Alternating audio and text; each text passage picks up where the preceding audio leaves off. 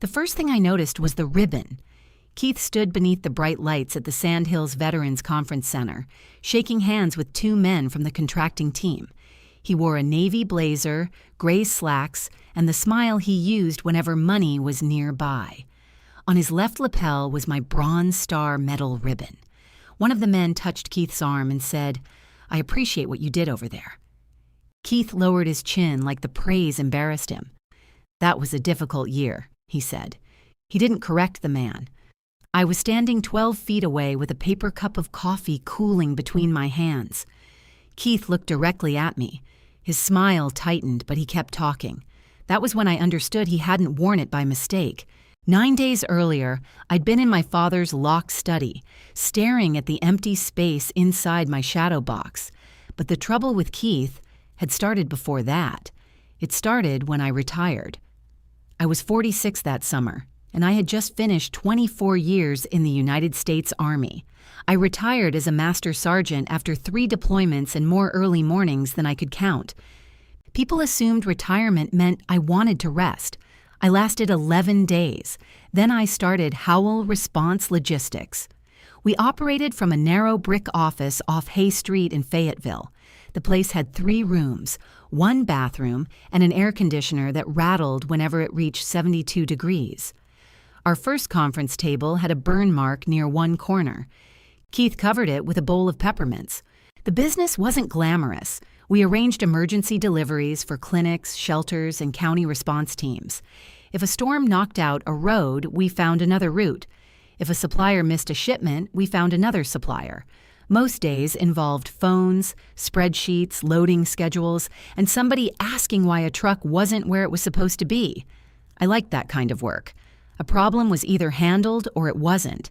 Keith joined me 4 months after I opened. He was 49, 3 years older than me, and much better at walking into a room full of strangers. He had worked in commercial sales for years. He knew how to remember names, laugh at weak jokes, and make a person feel like the most useful contact in North Carolina. I needed that. What I didn't need was a partner who could overrule me. Before Keith came aboard, I set up the company so I remained the sole voting member. That meant I could appoint officers, remove them, and decide who had authority to speak for the company.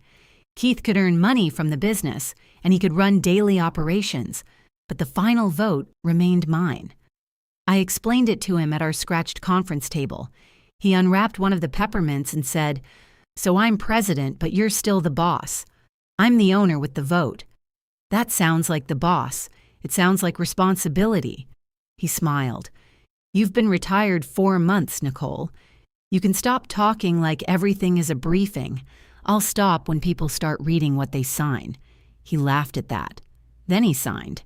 I made him president because the title helped him with clients. I handled routes, vendors, and compliance. He handled presentations and sales calls. It worked better than I expected. For a while. Our father was proud of the company, though he described our roles differently depending on who was listening. Gary was 74 and still lived in the same ranch house where Keith and I had spent most of our adult holidays.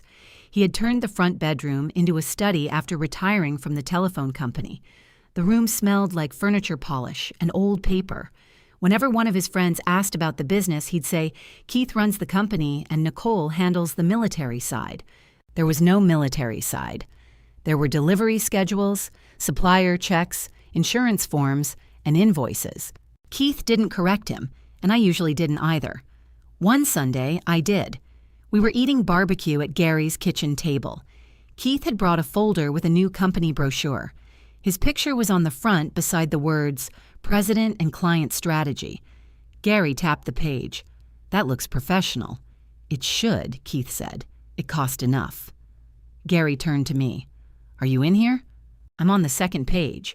Keith leaned back. "Nicole doesn't like having her picture taken. That isn't why." He looked at me. "You told me to take the lead on sales." "I did. I didn't tell you to make it look like you started the company." Gary set the brochure down. "It doesn't say that. It says Keith founded Howell Response Logistics after recognizing a need for veteran-informed emergency supply planning." Keith reached for his tea. That's marketing language. You didn't found it, I helped build it. That's true, so write that. His jaw moved once. Nobody reads every word in a brochure. I did. Gary gave a tired sigh. Can we eat without turning everything into a fight? I looked at him. Who turned it into a fight? He picked up his fork. You know what I mean. I did know. In our family, Keith could push until something moved. If I pointed out what he was doing, I was the one making things uncomfortable. Keith replaced the brochure the next week. The new version said he'd joined the company during its first year. That was accurate, and I let the matter go. At the time, I thought it was a small correction. Then we learned about the supply contract. A regional contracting organization needed a company to coordinate emergency supply deliveries across several sites. The contract was worth $180,000. For a large company, that might have been another line on a spreadsheet. For us, it meant stable work, better insurance rates, and enough breathing room to replace our oldest delivery van. The contract acknowledgement would happen during a veterans business reunion at the Sandhills Veterans Conference Center. The event brought together veteran-owned companies, procurement staff, and local suppliers. Keith wanted to present. He came into my office carrying 2 coffees and placed one beside my keyboard. I already know what you want, I said. Then this should be quick. You want the presenter credential. I am the president. You're also the person who called our refrigerated transport vendor the cold truck people in front of a clinic director. They knew what I meant. That isn't the standard. He sat across from me. You should let me do what I'm good at. Talking? Closing. I turned the coffee cup so the lid opening faced me. Keith always remembered that I took 1 sweetener and no cream. He paid attention when he wanted something. I said, you can present, but you stay with the approved company history. You don't turn my service into a sales pitch. His expression changed just enough for me to notice. I've never done that. You let people assume Howell is veteran-owned because of you. It is veteran-owned because of me. He spread his hands. I don't see the difference from a client's point of view. I do. Nicole, nobody thinks I was in the Army, then it should be easy to keep it clear. He stared at me for a few seconds. What exactly are you worried about? I don't want anyone using my record to create a story about you. That's a very specific accusation for something you say hasn't happened. It's a specific boundary. He looked toward the window. A city bus passed outside, and the glass shook lightly in its frame. Finally, he said, Fine. Company facts only. I opened the secure company records on my computer. The presenter credential required written authorization from the company's voting member. I entered Keith's name, approved him as our representative for the reunion, and saved the authorization with the contract records. He watched me finish. That's it? He asked. That's it. So you trust me. I'm giving you the chance to be trustworthy. He smiled, but it didn't reach his eyes. That should have been the moment I slowed down. Instead, I handed him the printed credential when it arrived. 2 days later, Gary called me from his house. Can you come by after work? What happened? Nothing happened. I need help with the printer. You said that last time, and the printer wasn't plugged in. That's why I need help. When I arrived, Keith's truck was in the driveway. He was in the study with Gary. Papers covered the desk, and the printer screen flashed a red warning. Keith was holding one of my old deployment photographs. It showed me beside a damaged transport vehicle in 2017. My uniform was dusty, and one sleeve had a dark streak across it. Alan Ward stood near the back of the group. At the time, he'd been the command sergeant major everyone wanted present when a problem got complicated. Keith held the photograph by one corner. You looked mean, he said. I was tired. Gary pointed toward the printer. It ate the paper. It can't eat paper. It took it and didn't give it back. I opened the tray and pulled out a folded sheet. Keith returned the photograph to the desk. Behind him, my shadow box hung on the wall. Gary had insisted on keeping it there after my retirement ceremony. It held my ribbons, insignia, nameplate, and a folded flag from my final unit. I hadn't wanted a display in my own house. Gary said he wanted something to show people when they asked about me. I noticed Keith looking at it. He pointed through the glass. Which one is the Bronze Star? I looked at him. You've seen it before. I never remember which is which. I stepped closer and pointed to the ribbon. It was small, blue in the center, with white and red stripes around it. That one. Keith leaned in. Doesn't look like much. It isn't supposed to. What did you get it for again? Work during the convoy recovery. The one in the picture? Part of it. Gary stood behind us. She never tells the whole story. There isn't a story for the printer, I said. Keith smiled. See? That right there. You could help the company if you'd stop acting like your past is classified. My record isn't a product. No one said it was. You asked. I asked a normal question. I turned back to the printer, and I answered it. Keith left before I did. I heard his truck start while I was reconnecting Gary's printer to the wireless network. Gary walked me to the study door. Your brother's under pressure. So am I. He wants this contract to work. We all do. He thinks you don't give him enough room. He has the president's title, the presenter credential, and control of sales. How much room does he need? Gary rubbed the side of his neck. Maybe he wants to feel like you respect him. I looked back at the shadow box. Respect isn't the problem. I didn't know then that Keith had already decided my boundary was inconvenient. I also didn't know he'd noticed where Gary kept the study key. 3 mornings later, I stopped at Gary's house to pick up a vendor binder. He was outside arguing with a sprinkler head. The front door was unlocked. The binder's on my desk, he called. I went into the study. The binder was beside the keyboard. I picked it up, then noticed the shadow box glass wasn't sitting evenly in the frame. The lower corner stuck out by the width of my fingernail. I set the binder down. The shadow box opened from the side. I released the small latch and pulled the glass toward me. At first, everything looked normal. Then I saw the empty slot. The ribbon was gone. I checked the bottom of the case in case it had fallen. I removed the folded flag and ran my fingers along the fabric behind it. Nothing. Gary came in wiping his hands on a dish towel. What are you doing? Where's the ribbon? What ribbon? The Bronze Star ribbon. He stepped beside me. It was there. It isn't now. He stared at the empty space. Maybe it fell behind something. I checked. He reached toward the box. Don't touch it. My voice stopped him. Gary lowered his hand.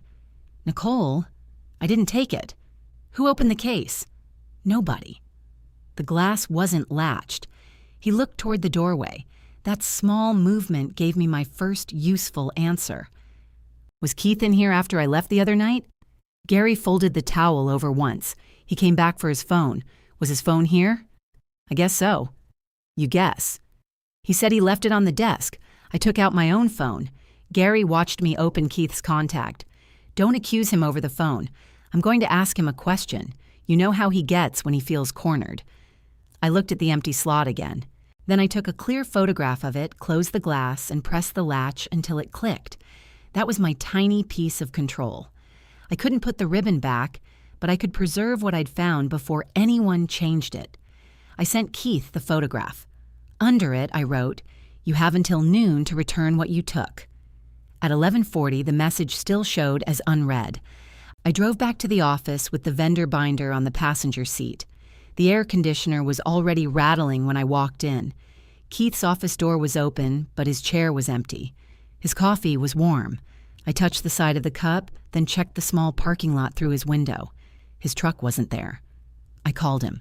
It rang 4 times before going to voicemail. "Keith, call me." I kept my voice level. Then I sat at my desk and opened the delivery schedule. We had a clinic shipment leaving at 1.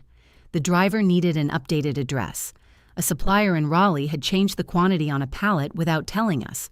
There were ordinary problems waiting, and I handled them because ordinary problems didn't care whether I was angry. At 12:14, Keith texted, "What are you talking about?" I looked at the words for a few seconds. Then I typed, "The ribbon missing from Dad's study." 3 dots appeared. They disappeared. A minute passed. I'm heading into a meeting. I called again. This time, he rejected the call. I didn't chase him. I corrected the clinic address, called the supplier, and compared the pallet count against the invoice. By 1:30, the shipment was moving. That small success helped more than I wanted to admit. I had spent the morning feeling like Keith controlled the pace because he wouldn't answer. A delivery leaving on time reminded me that he didn't control everything. Around 2, Gary walked into the office. He carried a paper bag from the sandwich shop near his house. I brought lunch. I already ate. He looked at the unopened crackers beside my keyboard. Those aren't lunch. They were enough. He placed the bag on my desk.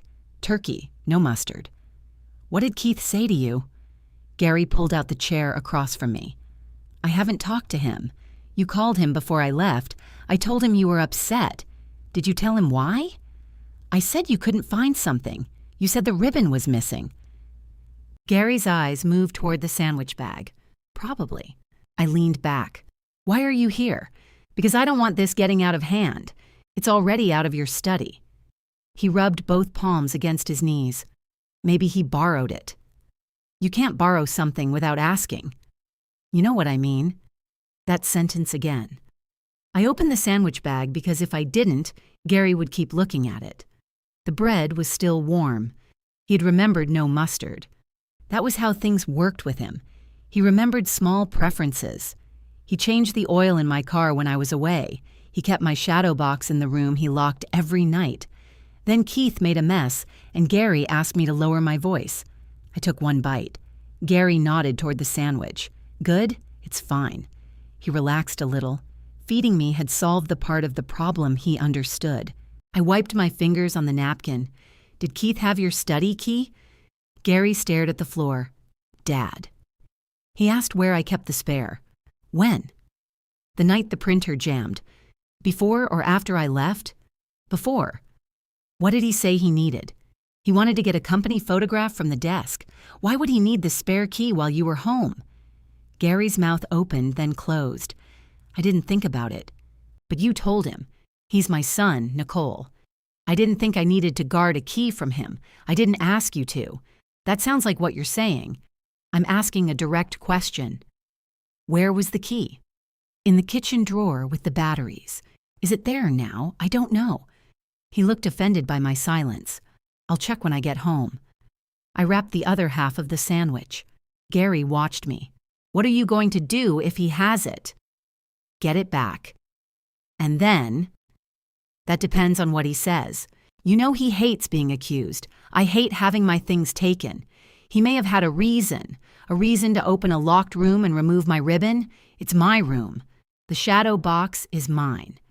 Gary stood and walked toward the window. Outside, a delivery truck backed into the loading space across the alley. Its warning signal beeped over and over. I never should have kept that thing at my house, he said. I looked at him. Is that what you think the problem is? I'm saying maybe it caused confusion. There was no confusion. You left it there because you asked me to.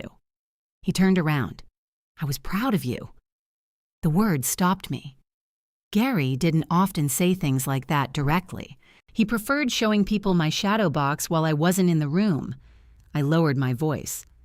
Then why are we discussing whether Keith had a reason to take part of it? I'm not taking his side. You came here before talking to him. I'm trying to keep both of you from saying something you can't take back. I folded the top of the bag twice. Does Keith know you're here? Gary didn't answer. That gave me another useful piece. You did talk to him. He called while I was driving. What did he say? He said you were overreacting. To what? He didn't explain. You didn't ask? I told him to come by tonight. Why tonight? So we can sit down like a family. I closed my eyes for 1 second. Gary had been arranging those conversations for as long as I could remember. He always chose his kitchen. He always put food on the table. Keith would explain what he meant. Gary would translate it into something less offensive, and I would be expected to accept the translation.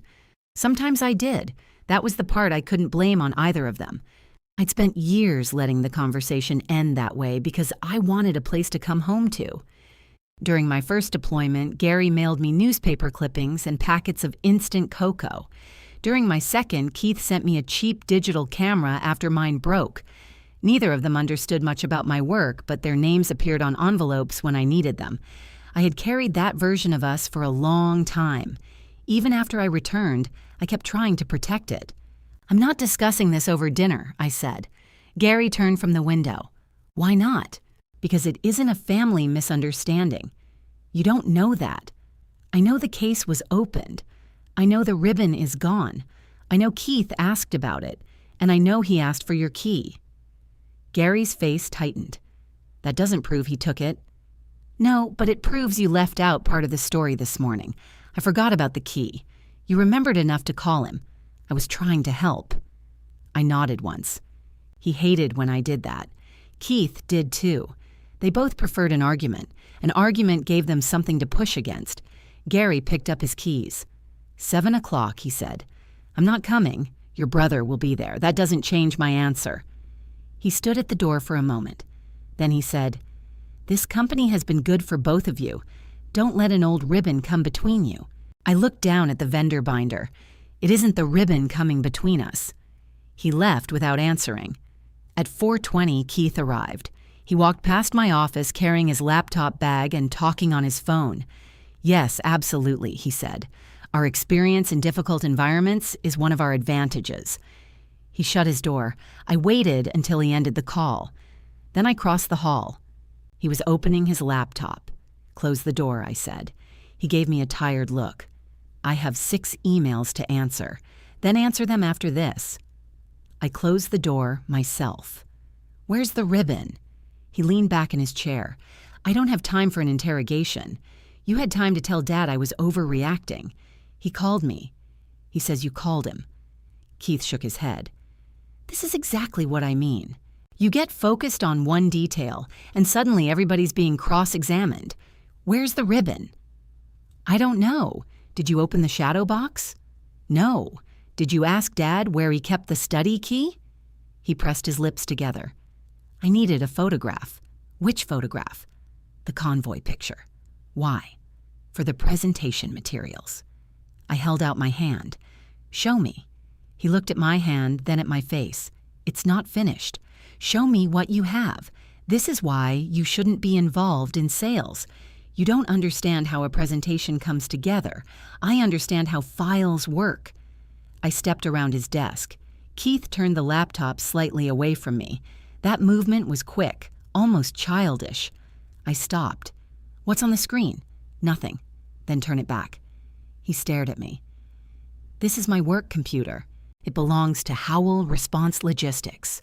I know who it belongs to. Do you?" His face changed. For a second, neither of us spoke. Then he pushed the laptop closed. "You made me president because you needed me," he said. "You can't hover over every conversation and still expect me to bring in business. This isn't about every conversation. It's always about control with you. I gave you the presenter credential after making me ask for it because I needed one promise. I made the promise. And then you asked for a deployment photograph. That doesn't violate anything. It depends how you plan to use it." Keith stood. He was taller than me, and he sometimes used that without admitting he was doing it. He moved around the desk and reached for the door. I didn't move aside. He stopped close enough that I could smell his coffee. "Are you accusing me of stealing from our father's house?" he asked. "My property was taken from his study. That's not what I asked. You haven't answered what I asked either." He opened the door, forcing me to step back. "I'm going to Dad's at 7, he said. "If you want to talk, come there." He walked toward the front of the office. I followed him far enough to see him pick up his laptop bag. "You're leaving?" "I have a client dinner." "Which client?" He looked over his shoulder. "The kind that keeps this place open." The front door shut behind him. I stood there listening to the air conditioner rattle. His last line landed because there was some truth inside it. Keith had brought in most of our private clients. I had built the systems, kept the deliveries legal, and stopped us from promising work we couldn't perform. But his contacts paid bills. I'd told myself our division of labor showed trust. Standing in the empty office, I saw the dependence underneath it. I went back into his office. I didn't open his drawers or touch his computer dock. I only looked at what he'd left in plain sight.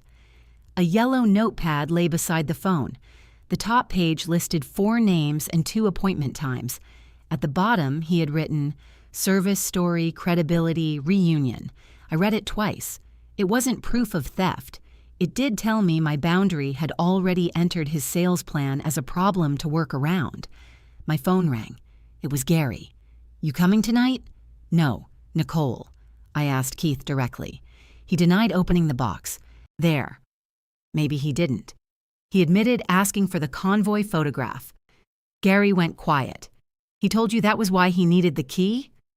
"No." "What did he tell you? That he left his phone?" I sat down in Keith's chair. So he gave each of us a different reason. Gary breathed into the phone. He probably forgot what he said. "Maybe. You always assume people remember every detail the way you do. That's convenient for them." He didn't respond. I looked at the words on Keith's notepad. "Check the kitchen drawer," I said. "What? The spare key?" I heard Gary walk across the floor. A drawer opened. Batteries rolled against each other. A long moment passed. "It's not here," he said. "Where else could it be?" "I don't know. Did Keith return it?" He said he put it back. "When did he say that?" "Just now. Keith was already at Gary's house." I looked through the window toward the parking lot. His truck had left less than 10 minutes earlier. "Dad, don't let him into the study. That's ridiculous. Please." Gary lowered his voice. "He's standing right here." In the background, Keith said something I couldn't make out. Then Gary covered the phone and answered him. When he came back, his voice sounded strained. He says he found the key in his jacket. Ask him to put it on the kitchen table. Another muffled exchange followed. A few seconds later, Gary said, "It's on the table." That was the first thing I recovered. Not the ribbon, not an admission, just access. I stood, carried Keith's notepad to the copier, and made one copy. Then I returned the original to the exact spot beside his phone. I folded the copy and placed it in the vendor binder. "Lock the study," I told Gary. "Keep the key with you." He sighed. "Are you coming over or not?" "No. I've spent enough years letting the two of you decide where I'm allowed to ask a question." Gary didn't answer for several seconds. Then he said, "I'm locking the door." I heard the lock turn through the phone. Keith's voice rose in the background. "What is she saying now?" Gary moved away from him. "I'll call you tomorrow." He ended the call.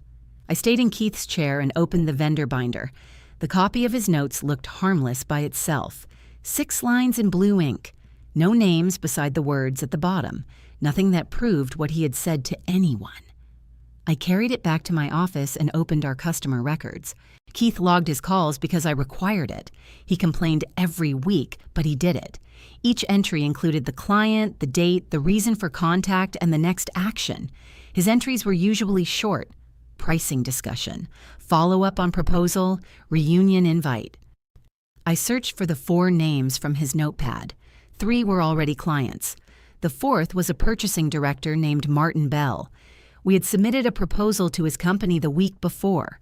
Keith's entry said, "Discussed company background and leadership experience. Strong interest. Send support materials before Friday." It was Wednesday evening. I checked the proposal folder. The support materials weren't there. Then I checked our shared presentation folder. Keith had created a new subfolder called Reunion Final.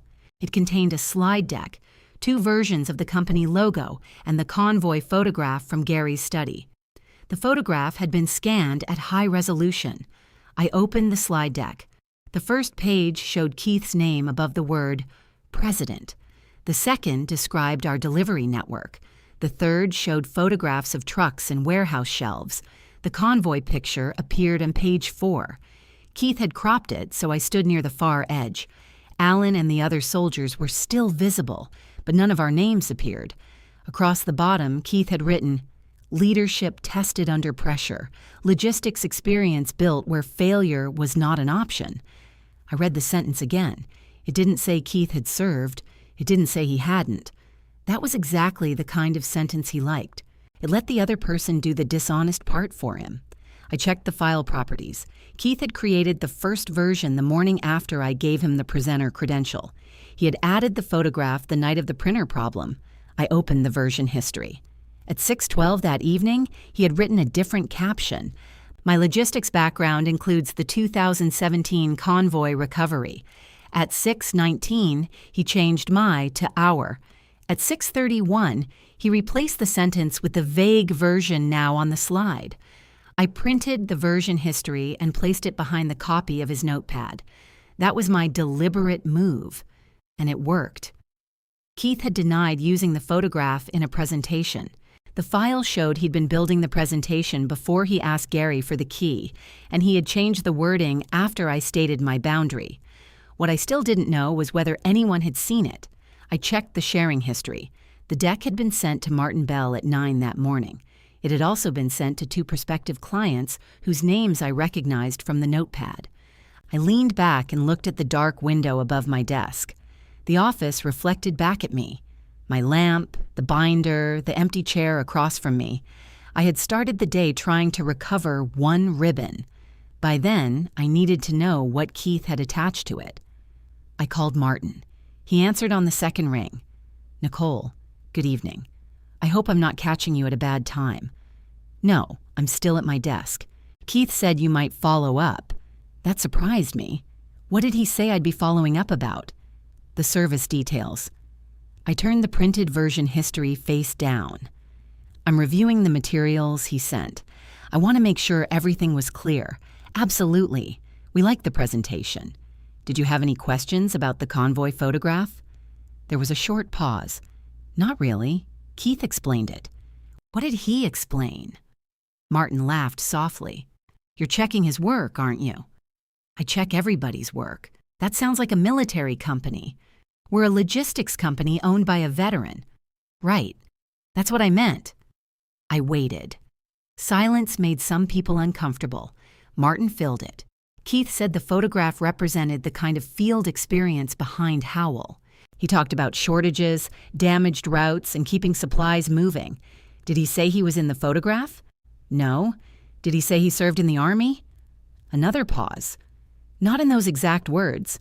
What words did he use? Martin stopped laughing. He said, "We learned that lesson during the convoy recovery." Then he pointed to the photograph. "Who did you understand 'we' to mean?" I assumed he meant the company leadership. "Keith and me?" "Yes. And you assumed both of us had served?" "I didn't ask for his discharge papers, Nicole. I'm not saying you should have." His chair creaked through the phone. "Is there an issue with the veteran status of the company?" "No. I'm the sole voting member and owner. My service is documented. Then I don't understand the concern. The concern is whether our president gave you an inaccurate impression about his own background." Martin became very quiet. When he spoke again, his voice had changed. "Keith told me he had personal experience with military supply recovery." Those were his words? "Yes." "Did he say where?" "No." "Did he correct you when you referred to him as a veteran?" "I don't remember doing that." I opened the customer record and found the date of their last meeting. It was Monday at the coffee shop on Person Street. Martin exhaled. "You keep detailed notes. I keep accurate notes." "All right." I said I preferred working with veteran-led companies. Keith said, "Then you're in the right place." The office seemed colder. What happened after that? We kept talking. Did he identify me as the veteran owner? He mentioned his sister was involved. Involved?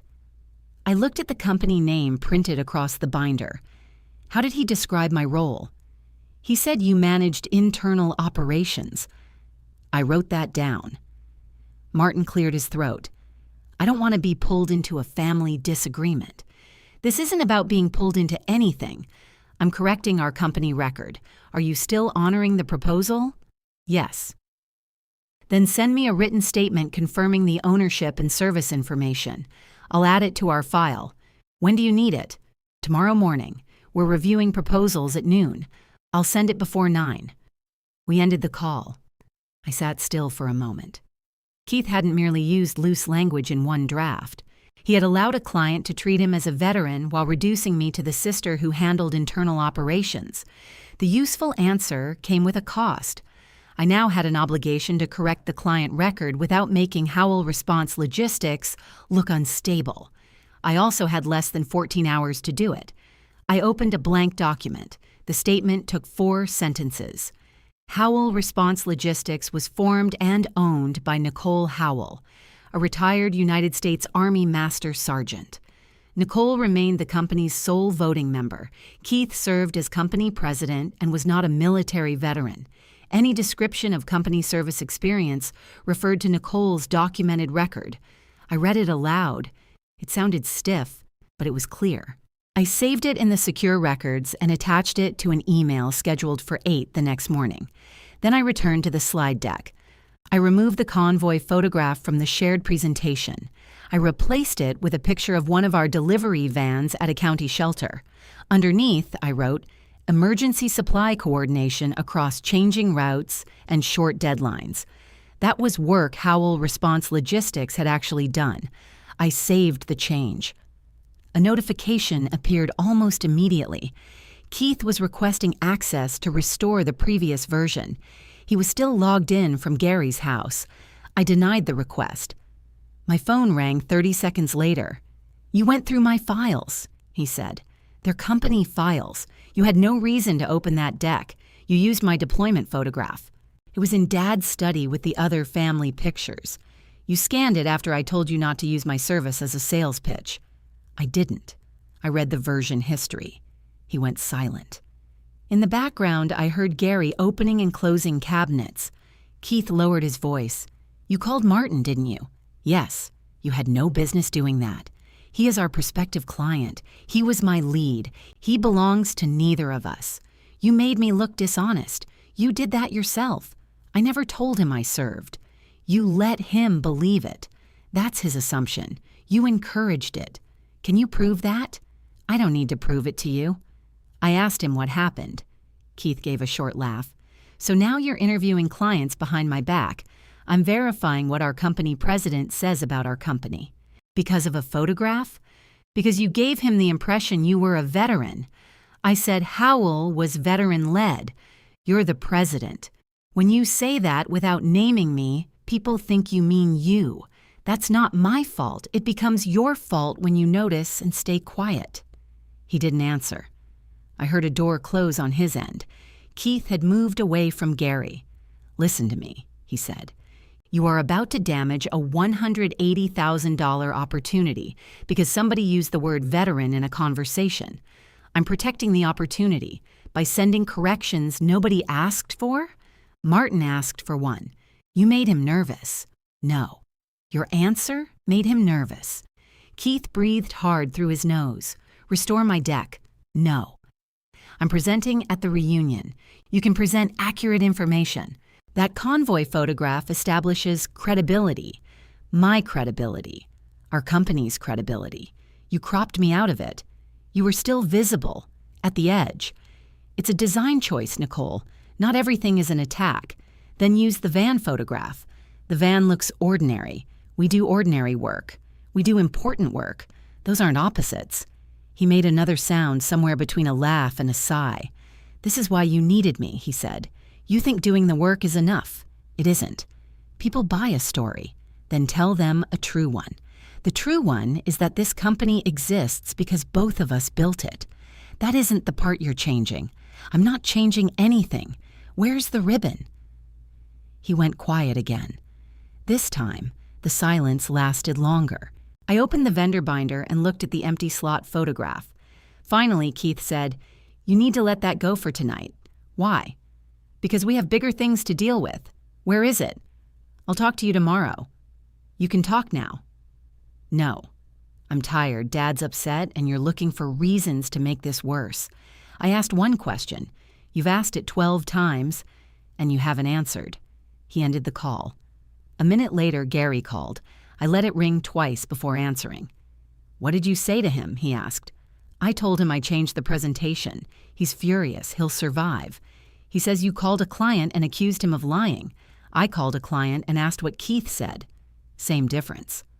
"No, it isn't." Gary lowered his voice. "He's worried Martin will pull out. So am I."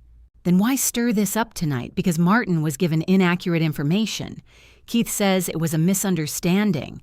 Keith also gave you 2 reasons for borrowing the study key." Gary had no answer to that. I continued. "Did you ask him about the ribbon? He says he doesn't have it. Did he look at you when he said it? Don't do that. Do what? Turn this into one of your assessments. I asked if he looked at you. Gary sighed. He was packing up his computer. So no, he was busy. He was avoiding you. You don't know that, no. I know he lied about the key, lied about the photograph, and let a client believe he served. That's what I know tonight. Gary's voice softened. Can't you wait until after the reunion? The request came so naturally that I almost missed what it meant. The reunion wasn't just another event to him. It was the place where Keith would stand in front of people and accept credit for the contract. Gary wanted to be there. He wanted to watch his son at the microphone. He also wanted me beside him, quiet and useful. I'll see you tomorrow, I said. Nicole, please don't make any decisions tonight. I looked at the operating agreement icon on my secure records screen. I'm correcting the client statement. That's the only decision I've made. After we ended the call, I sent myself copies of the deck history, the client notes, and the authorization I had issued for Keith's presenter credential. Then I changed the shared folder settings so no presentation containing military service information could be sent without my approval. At 8 the next morning, the statement went to Martin. At 8:17, he replied, "Received. Ownership and service information are now clear. Proposal remains under review." My deliberate action had protected the proposal. It had also confirmed something I didn't want to know. Keith wasn't borrowing my background to help both of us. He was moving me out of the story while keeping the part of me that clients respected. At 8:23, Keith came through the front door. He didn't go to his office. He walked straight into mine and placed his phone on my desk. Martin's reply was open on the screen. "You embarrassed me," I corrected the record. He copied me. He should have. Keith pulled out the chair but didn't sit. "You could have called me before sending that. I called you several times yesterday. That was about the ribbon. It was also about the presentation. You had already made up your mind. I made up my mind after I read your file history." He picked up his phone. "Martin thinks I lied to him." "Did you?" "I told him we were a veteran-led company. You let him think you were the veteran. I didn't put those words in his mouth. You didn't take them out either." Keith pushed the chair under the desk with more force than necessary. "You have no idea how hard it is to get people interested in a company this size. I know exactly how hard it is. I built it.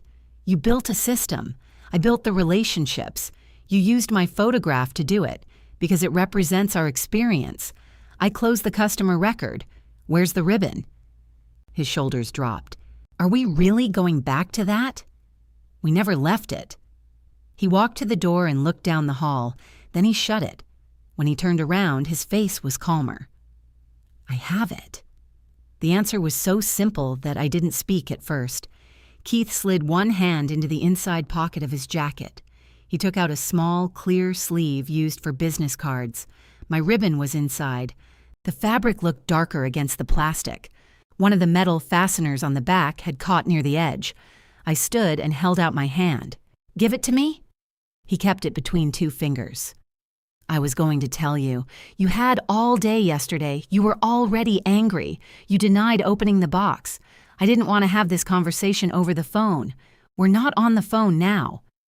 I held my hand steady. Keith looked at it, then placed the sleeve on the desk. I reached for it.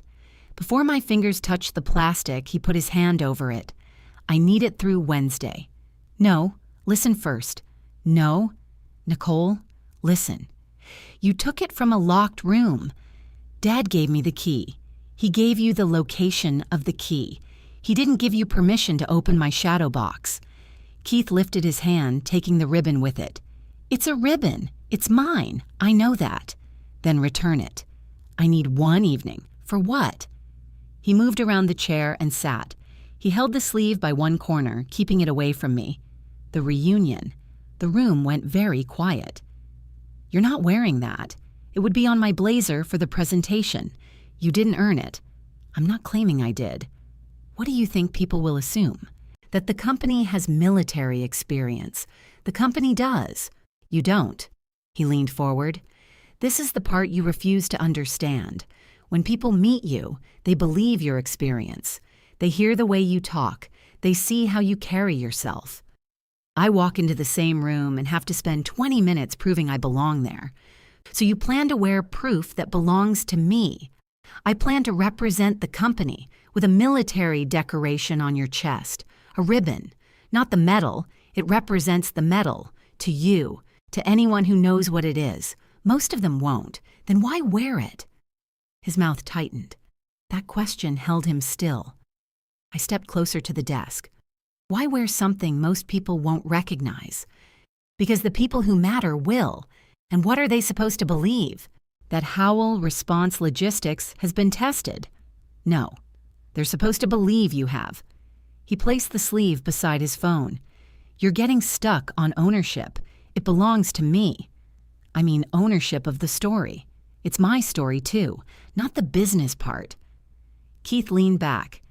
You don't know what clients respond to. I know what Martin responded to. He responded to confidence. He responded to what he thought was your service. Because a male veteran standing at the front of the room makes sense to people. He said it without hesitation. Then he seemed to hear himself. I stared at him. He rubbed one thumb along the edge of his phone. That came out wrong. No, it didn't. It came out harsher than I meant. Explain the softer version. He looked toward the window. People have expectations. Whose expectations? Buyers, executives, men who have been doing this for 30 years. What do they expect? A certain kind of person, a man, a visible leader. Keith, I'm telling you how it works. You're telling me why you kept me on page 2. That brochure was fixed. You fixed the words. You kept the idea. He stood again. Do you want this contract or not? Not through a lie. It isn't a lie. It's a Bronze Star ribbon you didn't earn. I'm not going to announce that I earned it. You won't have to. He paced once between my desk and the wall. The contract acknowledgement is 6 days away. Samantha's team expects me to present because you authorized me. The event material has my name. The client meetings are booked. You cannot decide now that everything about me is dishonest. I decided one thing. You're not wearing my ribbon. He stopped. And if I do? I looked at him. He was testing the boundary out loud. You won't represent Howell Response Logistics wearing it. You already authorized me. I can change an authorization. Then the contract could disappear. That's your answer? My answer is that you should consider the consequences before making this personal. You took something from my shadow box for the company without asking, because I knew you'd say no. The words hung between us. That answered the question beneath everything else. He hadn't misunderstood my boundary. He had waited until I left, found the key, opened the glass, and taken the ribbon because my permission didn't matter to him. I held out my hand one more time. Return it. Keith picked up the sleeve. For a second, I thought he would. Instead, he slid it into his jacket. After Wednesday, I moved between him and the door. You're not leaving with it. His eyes widened slightly. Are you going to search me? No. Then move. I'm telling you, in this office and as the owner of this company, you do not have permission to possess or wear that ribbon. You've made that clear. I want you to say you understand. He laughed once. You need me to repeat your order? I need the record to be clear. There's no record. It's just us. That's enough. He looked at me for several seconds. I understand you don't give permission. And I disagree with your decision. That doesn't change it. He stepped closer. Neither of us raised our voices. Finally, I moved aside. He opened the door. Before leaving, he said, "Think about what you're risking." Then he walked out. I remained by the door until I heard his truck leave. My hands started shaking after the sound was gone. I sat down and pressed both palms against the desk. For years, I'd believed Keith wanted the same thing I did. A family business, something stable, work that belonged to us after my Army career ended and his sales jobs kept changing. He did want the business. He just wanted my history attached to his name. I opened a new document and wrote down the date, time, and what he had said. I kept the language plain. He admitted taking the ribbon. He intended to wear it at the reunion. I told him he did not have permission. He refused to return it until after Wednesday. I saved the note with the photograph of the empty slot and the presentation history. Then I printed one copy and placed it in the vendor binder. At 10, Gary arrived. He looked tired. His shirt was buttoned wrong near the bottom. "Keith called me," he said. "I expected that. He says you blocked the doorway. I stood in front of it. That's blocking it." I moved. Gary sat down. "Did he show you the ribbon?" "Yes." "So he has it?" "Yes." Gary rubbed his forehead. "Why did he lie to me? You'll have to ask him." "He says he didn't lie. He says he needed time to explain. He told you the key was for a phone. Then he said it was for a photograph." "I know. He told me he didn't open the shadow box. Then he showed me the ribbon." Gary looked toward Keith's empty office. "What does he want with it?" "He plans to wear it Wednesday." Gary's head turned back. "Wear it? At the reunion? Why would he do that?" "He thinks clients trust a male veteran, but he isn't one." I pointed that out. Gary sat very still. For one brief moment, I thought he understood the whole problem. Then he said, "Could people think it belongs to the company?" "A military decoration doesn't belong to a company. I know that." "I mean, could he explain it as representing you? While it's pinned to his blazer? He could say it honors the company's military background. That isn't how it works." Gary folded his hands between his knees. "What if you let him have it for one evening?" I looked at him. "He'd return it afterward," Gary continued. "You could stand beside him. If anybody asks, you explain. You want me to help him wear my ribbon. I want the contract protected. So do I.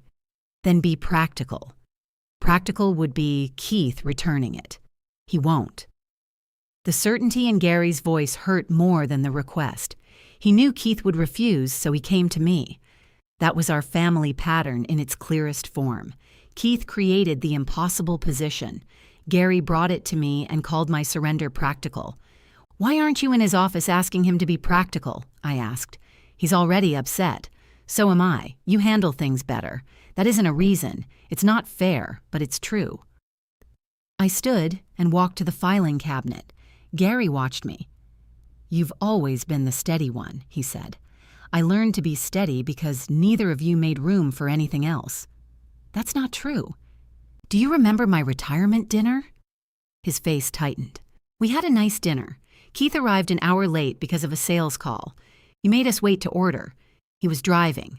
I was retiring after 24 years, and we waited because Keith wanted everyone at the table when he walked in. That was one dinner. It was every dinner, every holiday, every decision that became easier if I gave way." Gary stood. "You chose the Army, Nicole. We adjusted around that for years. I know. We missed Christmases, birthdays, your mother's last anniversary. I know what I missed.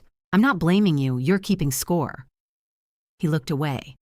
That was the cost I hadn't wanted to see. I had depended on their patience during my service, and somewhere along the way, I'd decided I owed them a permanent kind of flexibility. Gary didn't have to say it. Keith didn't either. I had been paying it without being asked. Gary walked toward the door. "Just don't do anything that ruins the contract." "I won't." He turned back. "Promise me. I promise I won't ruin it." He studied my face, trying to decide whether that meant what he wanted. It didn't. After he left, I opened Keith's presenter authorization. My name appeared at the bottom. I had issued it. I could withdraw it. But doing that 6 days before the reunion would affect more than Keith. The contracting organization had scheduled its acknowledgement around the authorized representative. Clients expected him. Materials carried his name. Pulling him without a clean replacement could make the company look unreliable. I didn't withdraw it, not yet. Instead, I added a written condition to the authorization record. Keith could present only accurate company information and could not display, wear, or claim any military award belonging to another person. I sent him the condition by email.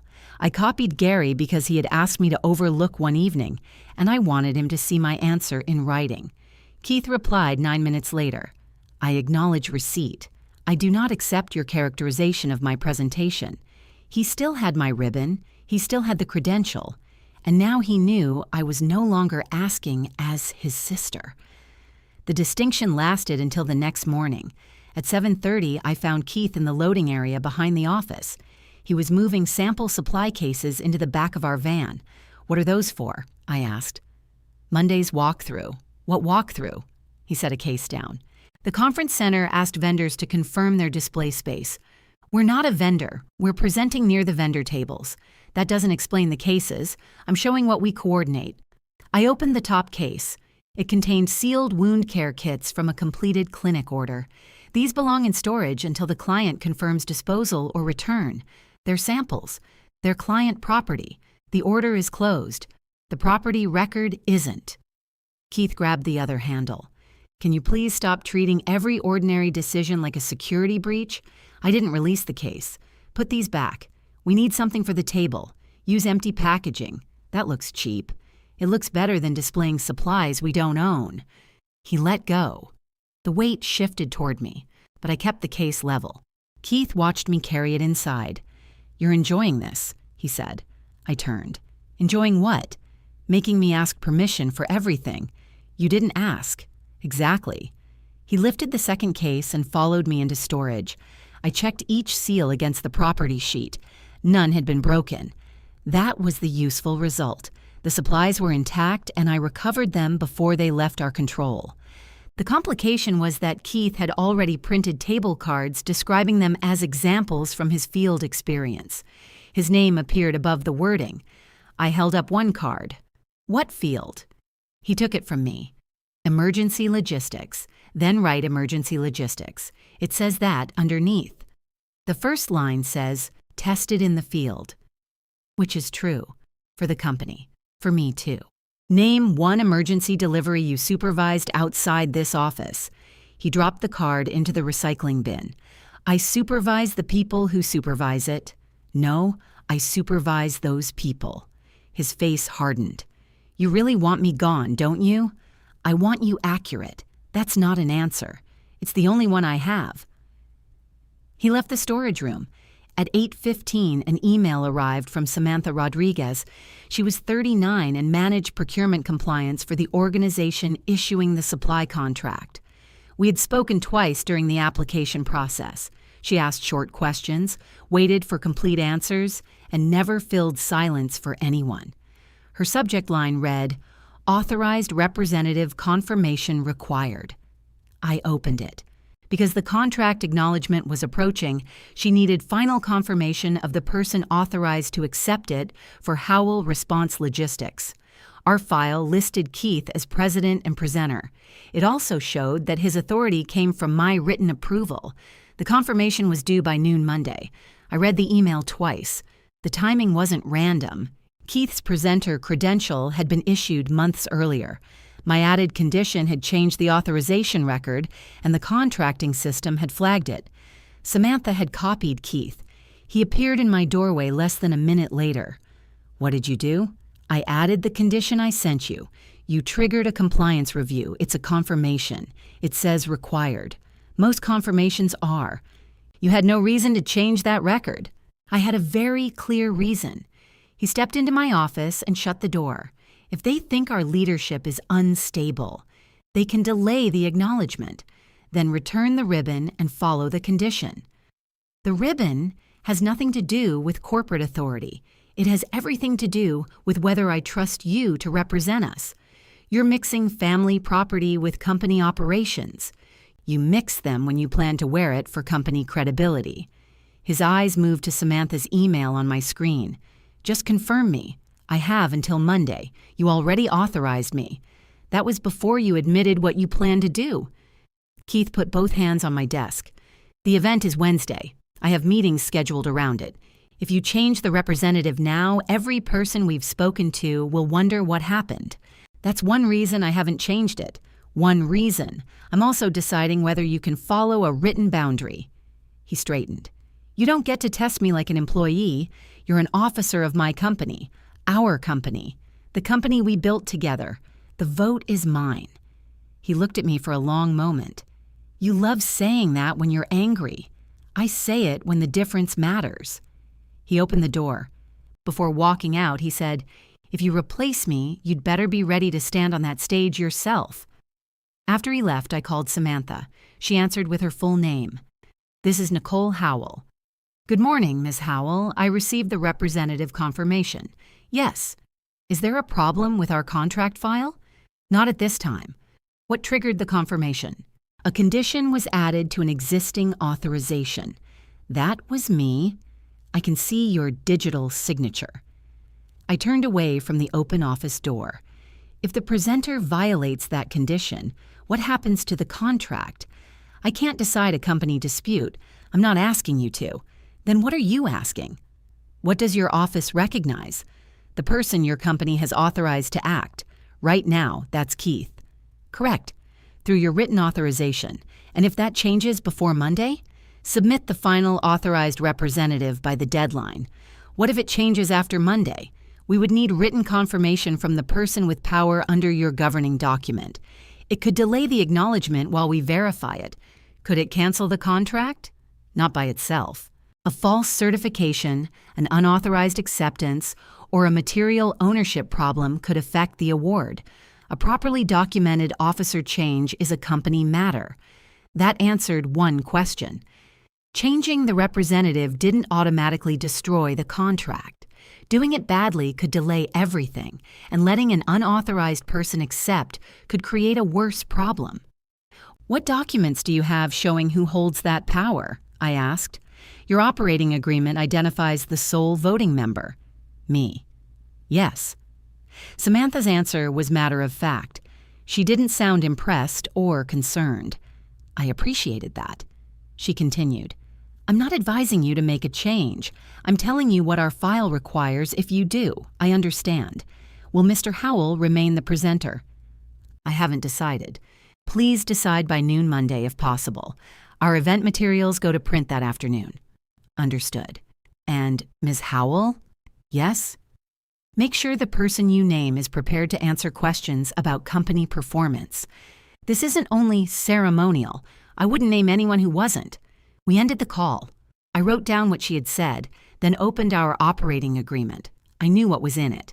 I had created the structure before Keith became president. Still, I read the officer section slowly. The company had one voting member. That member could appoint and remove officers through a written decision. An officer's authority ended when the written decision became effective. There was no board vote, no second signature, no family meeting. I closed the file without changing anything. The solution was available in theory, but using it on Friday would create a public leadership change before I knew whether Keith would return the ribbon. It would also force me into the presenter role with 5 days to prepare. That mattered more than I expected. I could brief a room. I had done it for years. But this wasn't a military update where everyone cared about routes, quantities, and time. The reunion presentation involved introductions, handshakes, photographs, and the kind of small talk Keith handled without effort. I had built part of the company around not having to do that. At 10, our driver called from a county shelter outside the city. One of the delivery van's rear doors wouldn't latch. Rain was moving in, and the shipment included cardboard cartons that couldn't get wet. Keith was on a sales call, so I took the maintenance kit and drove out. The sky had turned gray by the time I arrived. The driver had backed the van beneath a narrow loading cover. One door stayed closed. The other bounced loose whenever he pulled it. I checked the upper latch, then the lower rod. The rod had slipped out of its guide. I loosened the bracket, reset it, and tightened it with a socket wrench. The driver closed the door and pulled twice. It held. A shelter employee watched from the loading entrance.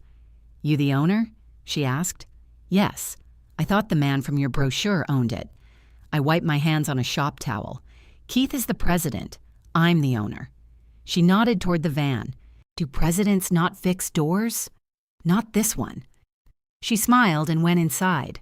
I didn't. The comment wasn't cruel, but it followed me as we unloaded the cartons. Keith's title and face had traveled farther than my role. I had allowed that because I wanted his skills without his discomfort. Every time I let him stand in front while I worked behind the loading door, I made his version easier to believe. When I returned to the office, Keith was waiting beside my desk. He held a printed copy of the email I'd sent Martin. "You identified me as a non-veteran, because you are. You made it sound like a correction. It was." He placed the paper down. Martin forwarded this to one of the people attending Wednesday. Why? Because now they're asking whether our presentation was approved under the veteran-owned business category. It was. My ownership qualifies us. They want reassurance. Then give them accurate reassurance. Keith stared at the grease on my cuff. "Where were you?" "Fixing the rear latch on the van. That's why we have a driver. That's why the shipment stayed dry." He looked away. For once, he had no quick answer. I took off my jacket and hung it behind the door. "Who asked about the presentation?" I said. Keith named one of the prospects from his notepad. "What did you tell him?" "That our status hasn't changed." "Good. I also told him I'm still presenting. I haven't confirmed that." "You will." "What makes you sure?" "Because you don't want to lose the contract." He picked up Martin's email. "And because you don't want to do what I do." He left the paper on my desk and walked out. That part was true, too.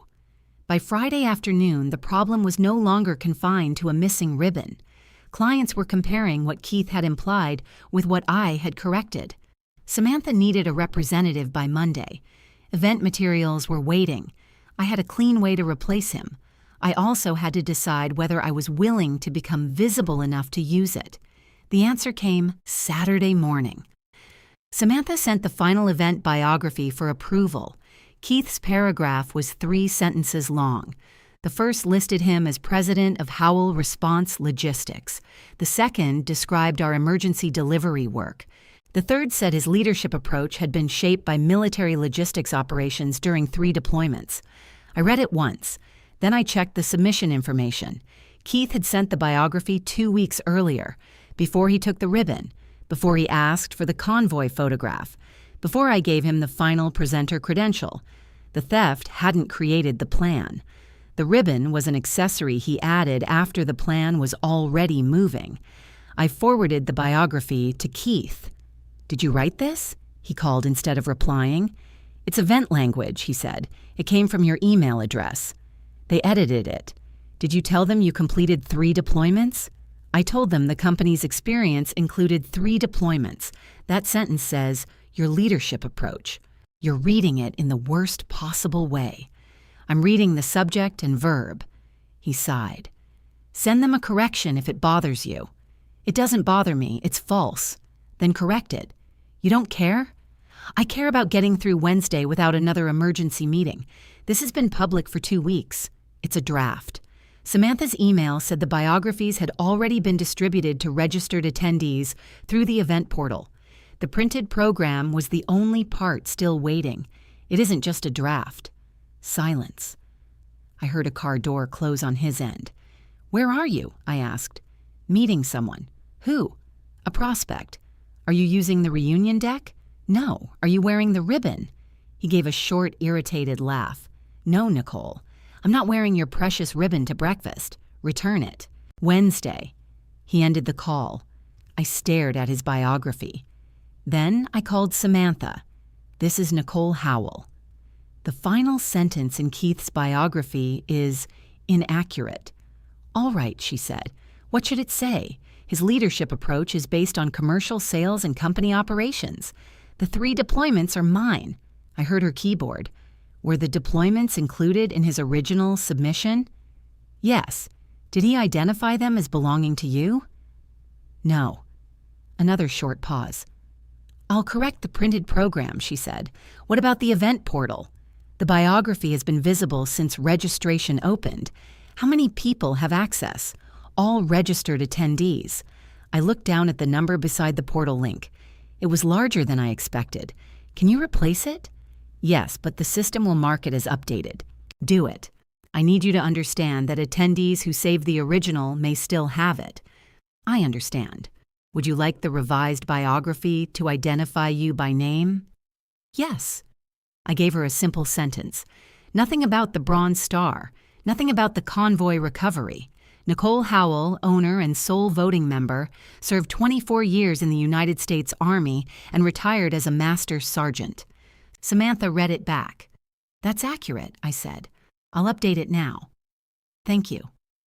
One more item. The biography lists Mr. Howell as the company founder. I closed my eyes. He isn't. Should that be removed? Yes. Who founded the company? I did. Her typing stopped. "Ms. Howell, I need to ask whether any part of your ownership certification is inaccurate." "No. Is Mr. Howell an owner?" "He has an economic interest under the company agreement. He is not a voting member, and he did not form the company. That matches the file we reviewed. The file is accurate. Then I'll use the file." We ended the call. The updated biography appeared 20 minutes later. Keith was still listed as president and presenter. My name appeared below his. The founder language was gone. The 3 deployments were attached to me. It was accurate. It was also public. At 11, Martin emailed to say he had seen the update.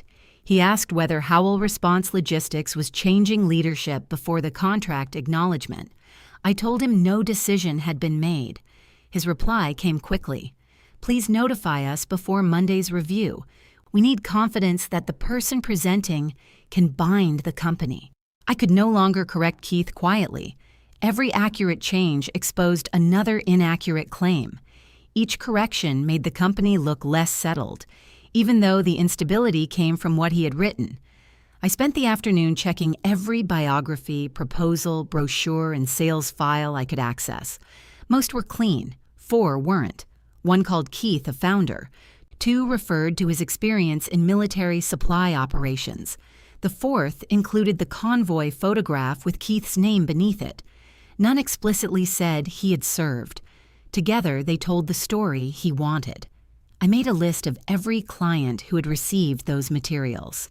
There were 7. I called the first 2 before 5. 1 appreciated the correction. The other said he needed to discuss the issue with his purchasing group.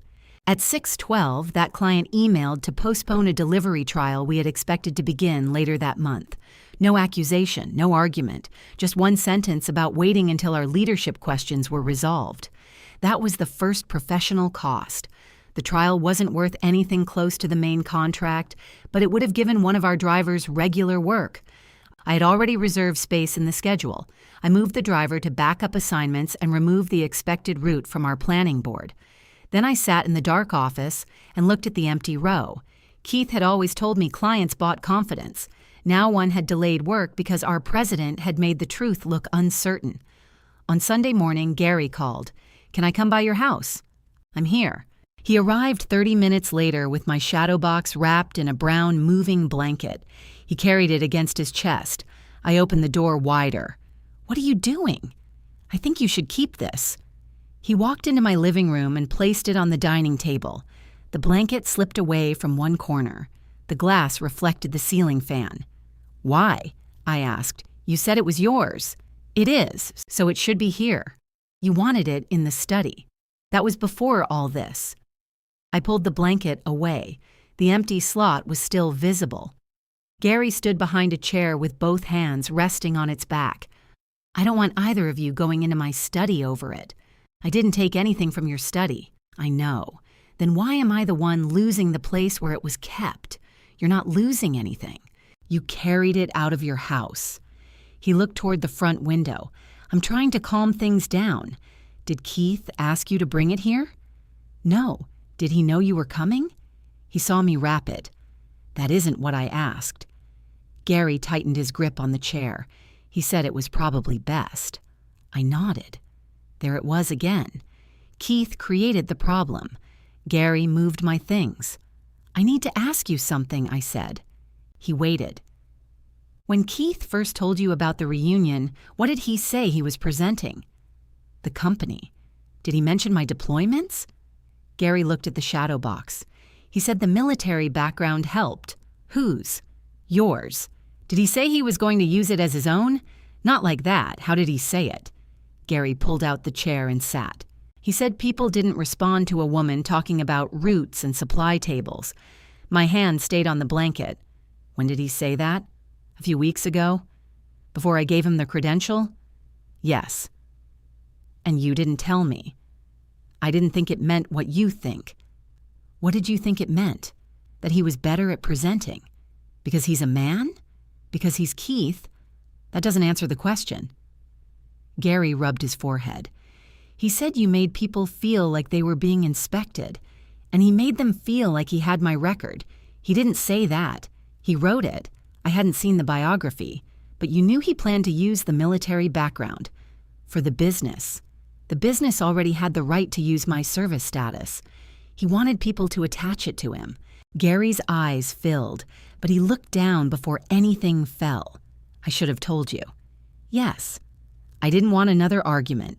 So you let me authorize him without all the information? I thought he'd handle the presentation, get the contract, and then this would pass. I sat across from him. What would pass? The tension? No. The event would pass. The story would stay. Gary wiped one eye with his thumb. Keith says, "You're going to remove him." I haven't said that. Are you? I haven't decided. He thinks you're trying to take the company away from him. It was never his to take. He helped you. I know. He gave up a good job. He was between jobs when he joined. Gary's head lifted. That's cruel. It's true. You didn't used to talk about him this way. I didn't used to check his claims. He pushed the chair back. I brought the box because I thought you'd want it safe. You brought it because keeping it in your study required you to tell Keith he was wrong. That's not fair.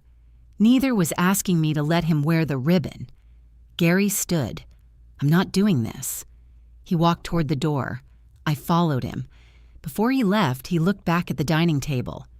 Your mother would hate seeing you two like this. Then she would have told Keith to return what he took. His face changed. I had crossed a line. I knew it as soon as I said it. Gary opened the door. You don't get to tell me what she would have done. You're right. He waited, perhaps expecting more. I didn't add anything. He left. That was the relational cost. For years, the shadow box in his study had meant I still had a place inside the family home, even when most of my adult life had happened somewhere else. Now it sat on my dining table like something returned after a breakup. I carried it into my spare room and leaned it against the wall. I could have called Gary. I could have apologized again. I could have told him I would confirm Keith on Monday and let Wednesday happen. That would have eased the family tension. It wouldn't have corrected the 7 client records. It wouldn't have restored the delayed trial. It wouldn't have stopped Keith from using the same story at the next meeting. Getting the ribbon back was no longer enough. Even if Keith returned it that afternoon, he still believed he had the right to turn my service into his authority. Gary still believed keeping the peace meant asking me to absorb it, and I had built a company structure that trusted me to protect its name while avoiding the public role where that name was being used. I went back to the dining table and opened my laptop. My goal had changed. I wasn't trying to recover one piece of fabric without embarrassing my family. I was going to protect my service record and the company's integrity, even if doing that meant Keith could no longer stand in front of either one. I started with the 7 client records. By Sunday evening, I had written a separate correction for each one. I didn't send a general announcement. That would have created more confusion than it solved. Each message identified the exact statement that needed correction. Keith was not the founder. Keith had not completed 3 deployments. The convoy photograph showed my unit's work, not his. I kept the language plain and attached the correct company profile. Then I scheduled the messages for Monday morning. At 7:15, I arrived at the office with a clean shirt hanging behind my seat and a cardboard tube containing the corrected display materials. Keith's truck was already there. He stood beside the conference table with every scheduled email open on his laptop. You're sending all of these? Yes. You're making us look guilty. I'm making us look accurate. 4 of these people didn't ask. They received false information. They received marketing language. 1 received a photograph with your name under it. That was a layout mistake. The other 3? He shut the laptop. You've decided I'm the enemy. I've decided the record gets corrected. Did Dad talk to you? He brought me the shadow box. Keith looked away. That was his choice. Was it? I said it might be easier if your property wasn't in his study. You created the reason it wasn't safe there. You're the one turning his house into evidence. I placed the cardboard tube on the table. Return the ribbon, correct your claims, and follow the presentation boundary. We've discussed this. No, I've stated it. You've delayed it. He crossed his arms. What happens if I don't? That depends on what you do next. He studied me. I didn't explain further. The scheduled emails went out at 8. By 8:30, 2 clients had acknowledged the corrections. One thanked me for being direct. Another requested the updated company profile for his records. At 9:10, the client who had postponed the delivery trial called. He didn't apologize for delaying it. I didn't expect him to. He asked me 3 questions about company control, delivery oversight, and who would supervise his account. I answered each one. Then he said, "If you're personally overseeing startup, we can put the trial back on the calendar. I will. We'll need the revised schedule today. You'll have it by 2. That was a practical win. The route returned to the planning board before lunch. Our driver kept the work I had expected for him, and the client had an accurate understanding of who would supervise it. The success also made my strategy visible. Keith stood in the doorway while I wrote the route back onto the board. "He called you directly," he said. "Yes. He was my account. He's a company client. You keep saying that when you take something over. I took responsibility for correcting what he received. You undermined me, then got credit for fixing the concern you created." I capped the marker. "The concern came from your biography. He never saw that biography. He saw the photograph." Keith glanced toward the front office where our driver was collecting paperwork. "Keep your voice down. I am." He stepped closer. "You're building a case against me. I'm correcting company records. You printed my notes. That caught me." He watched my face. "I saw the mark from the copier feed," he said. "The page was slightly bent." I didn't answer. "What else did you copy?" "Anything related to company claims. You're investigating your own brother. I'm reviewing the president's work. Same person, not the same role." His jaw tightened. "Are you going to remove me?" The operating agreement sat in my secure records. The written decision did not exist yet. "I'm giving you the opportunity to follow the boundary. That isn't an answer. It's the answer you have." He walked back to his office and shut the door. At 10, I drove to the conference center for the scheduled walkthrough. The Sandhills Veterans Conference Center sat a few minutes from Hay Street in a low brick building with wide glass doors. The lobby had polished floors and framed photographs from military events around Fayetteville. Samantha waited near the registration table with a clipboard. "Mr. Howell isn't with you?" she asked. "He's meeting us here."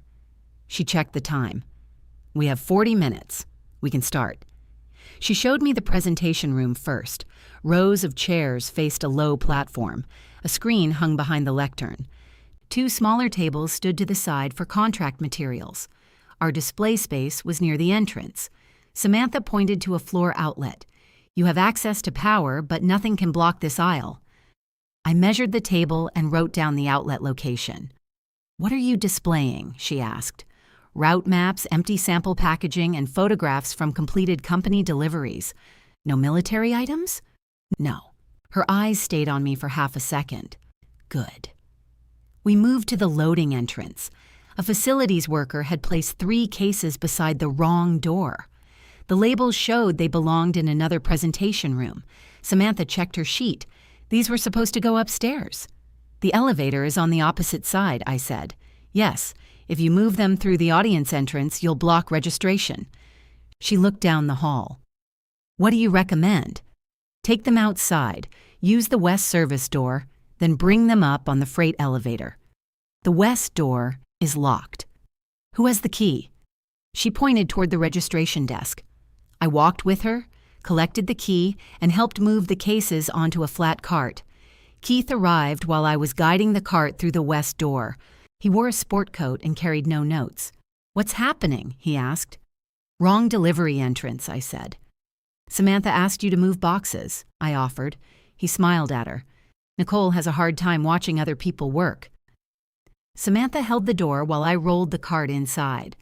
"She solved a traffic problem," she said. Keith's smile stayed in place. Sounds like her. We took the freight elevator upstairs. One of the cases shifted as the cart crossed the metal threshold. I caught it before it tipped and reset the strap. Keith watched from the hallway. "You could have called somebody," he said. "I was here." The cases reached the correct room with 20 minutes left in the walkthrough. Samantha returned to our display table and asked Keith to describe the presentation setup. He looked at the empty surface. "We'll have representative materials and a screen with company history." "What materials?" "Supply examples." "No client property," I said. His eyes moved toward me. "Of course not," Samantha made a note. "And the company history? Our growth, leadership experience, and work under pressure." "Which photographs?" Keith pointed toward my cardboard tube. "Nicole has those." I opened it and laid the corrected boards across the table. One showed our delivery van at the county shelter. Another showed a route map with alternate roads. A third showed stacked cartons inside a clinic receiving area. Keith looked at them. "Where's the convoy image?" "It isn't part of the display. That was the strongest photograph. It wasn't company work. It explains where our process came from. Our process came from the procedures we built last year." Samantha stood quietly beside the table. Keith noticed her listening. He lowered his voice. "We'll discuss the final images at the office. The images are final. You don't make presentation decisions by yourself. I approved your credential under a condition. These materials follow it." His face flushed. Samantha closed her clipboard. "I need final representative confirmation by noon," she said. "I also need the slide deck by tomorrow afternoon." "You'll have both," Keith said. She looked at me. "Ms. Howell, you'll have both." Keith's eyes hardened. Samantha walked us back toward the lobby. Before leaving, she asked me to remain for a moment. Keith stopped near the doors. "I'll wait outside."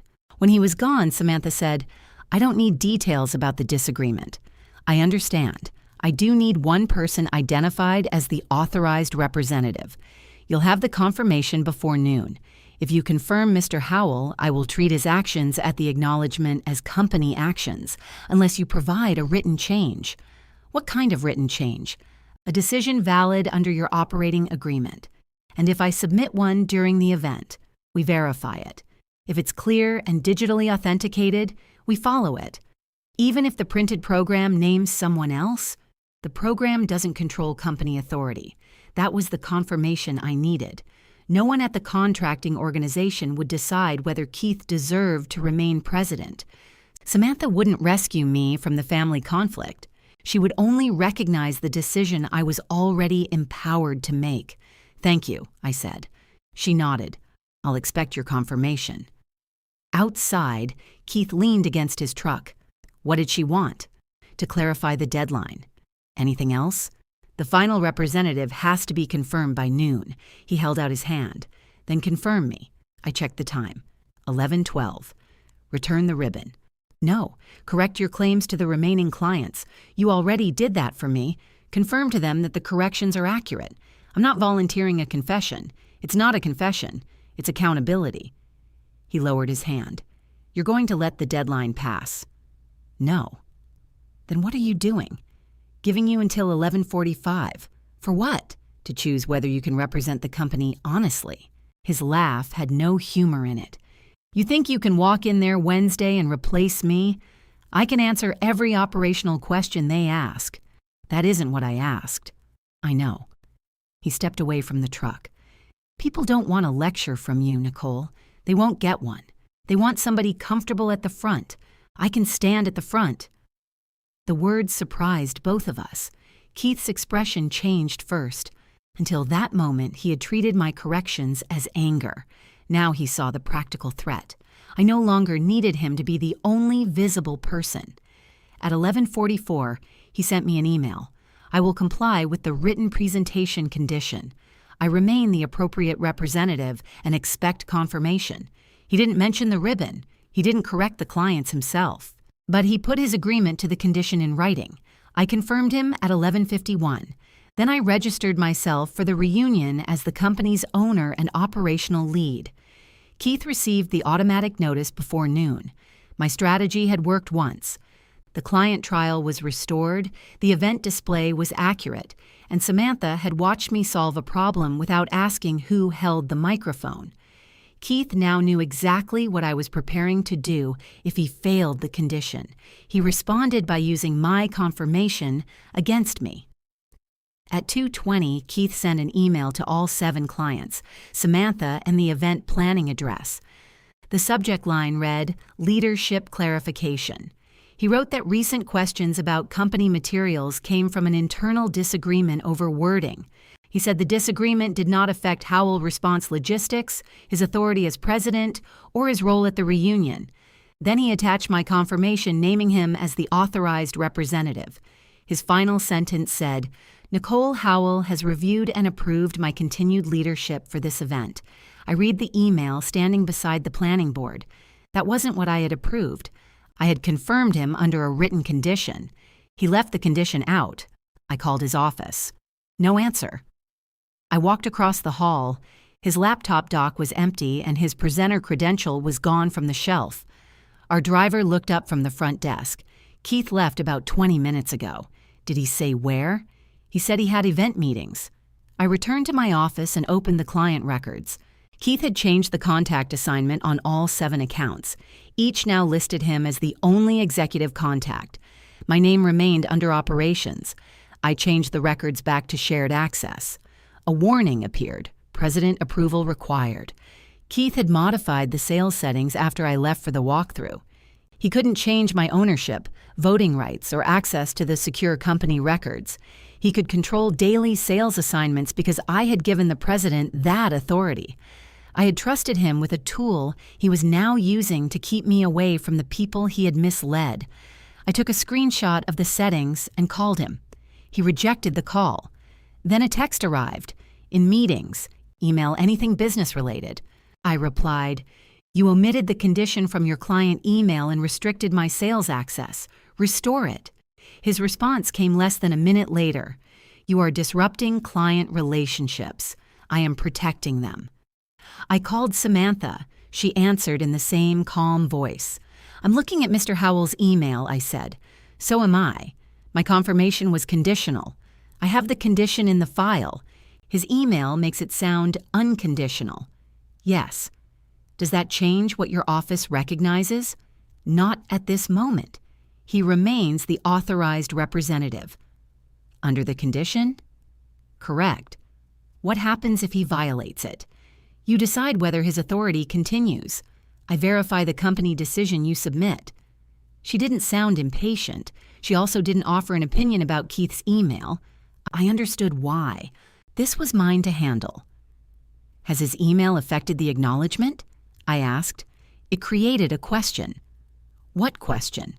"Whether your company will have one representative speaking for it Wednesday." "It will." I need that to be clear before the acknowledgement begins. If competing claims reach our staff during the event, we pause until authority is verified. How long would that take? That depends on the documents. And the contract? The acknowledgement would wait. There was the risk Keith had created. He had made our internal conflict visible to the people issuing the contract. If I challenged him without clear documents, the public event could stop with both of us standing there. "I understand," I said. "Ms. Howell, this organization is not deciding which family member is right. I know. We're deciding who can bind the company. You'll have one answer." We ended the call. At 3, Martin forwarded Keith's email back to me. "Please confirm whether your earlier correction remains accurate." I replied that it did. He called almost immediately. "I need to know who I'm supposed to believe," he said. "Believe the written correction." Keith says, "You approved his leadership. I confirmed him as the presenter under a condition." "What condition?" "That he use accurate company and service information." "Does he disagree with that?" He acknowledged it in writing. Martin was quiet.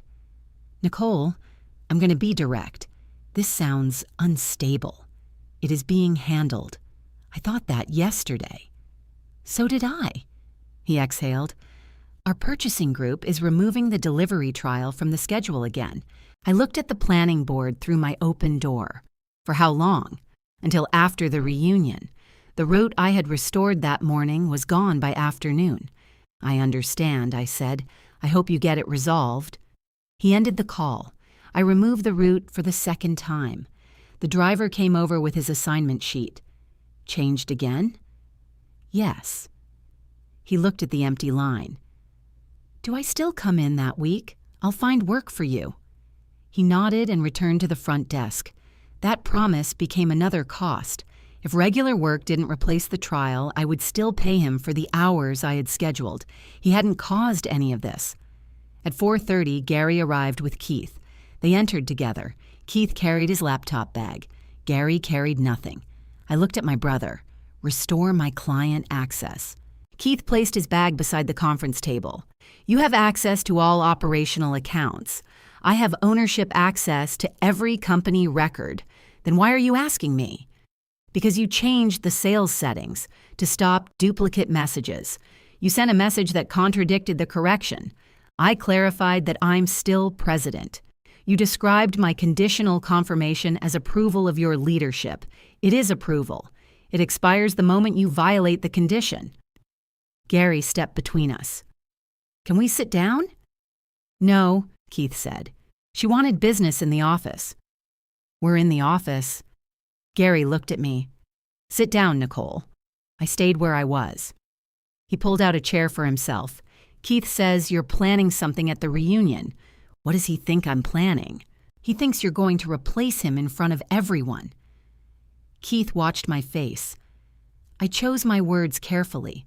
I expect him to follow the written condition. That isn't what Dad asked.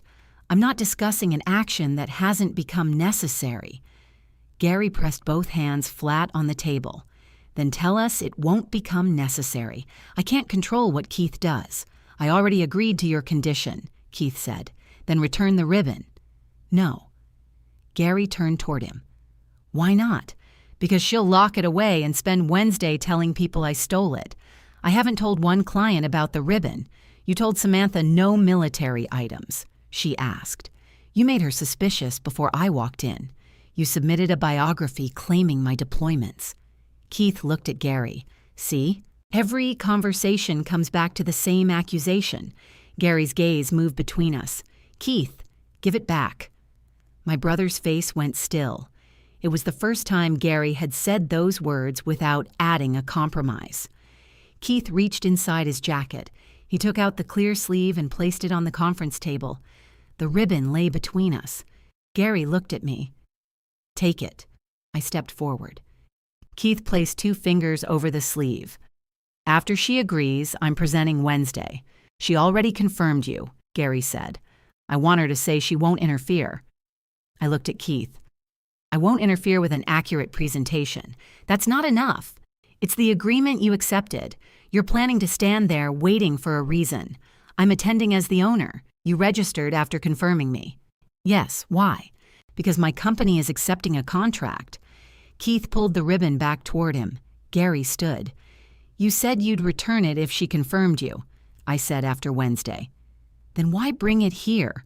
To show both of you that I'm not hiding it. I almost laughed, but nothing about it was funny.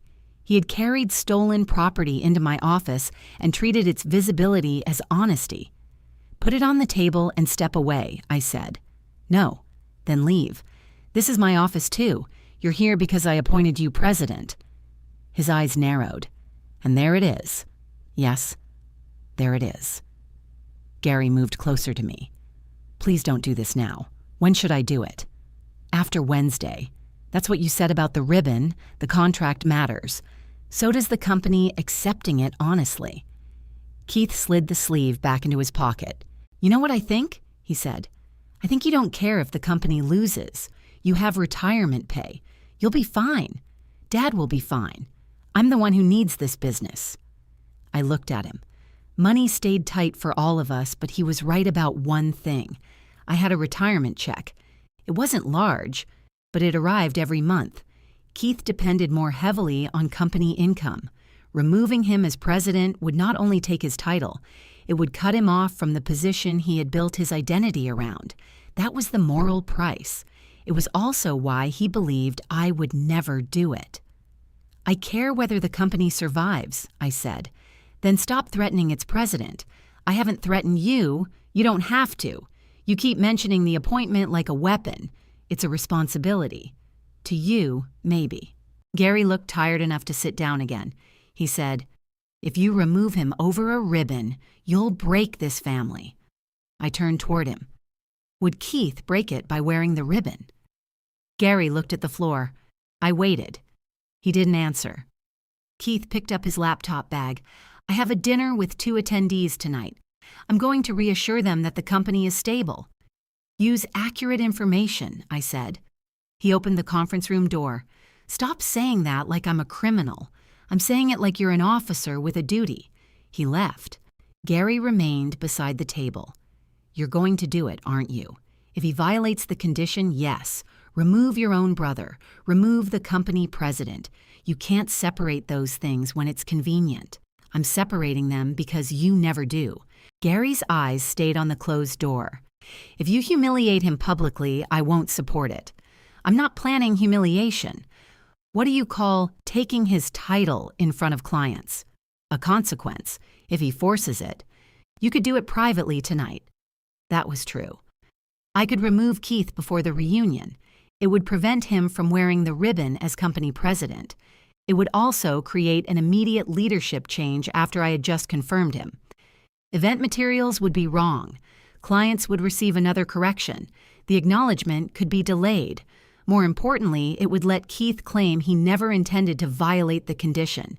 He would tell everyone I removed him because of a family argument. I needed to give him one final opportunity, with the boundary clear and the company protected if he crossed it. Gary walked to the door. "Think about what this costs," he said. "I have." "No, you haven't. You think being right means you don't pay." The door closed behind him. I stood alone in the conference room. Keith had taken back the client accounts, cost us the delivery trial, exposed the leadership conflict, and placed the contract acknowledgement at risk. He had also made the choice plain.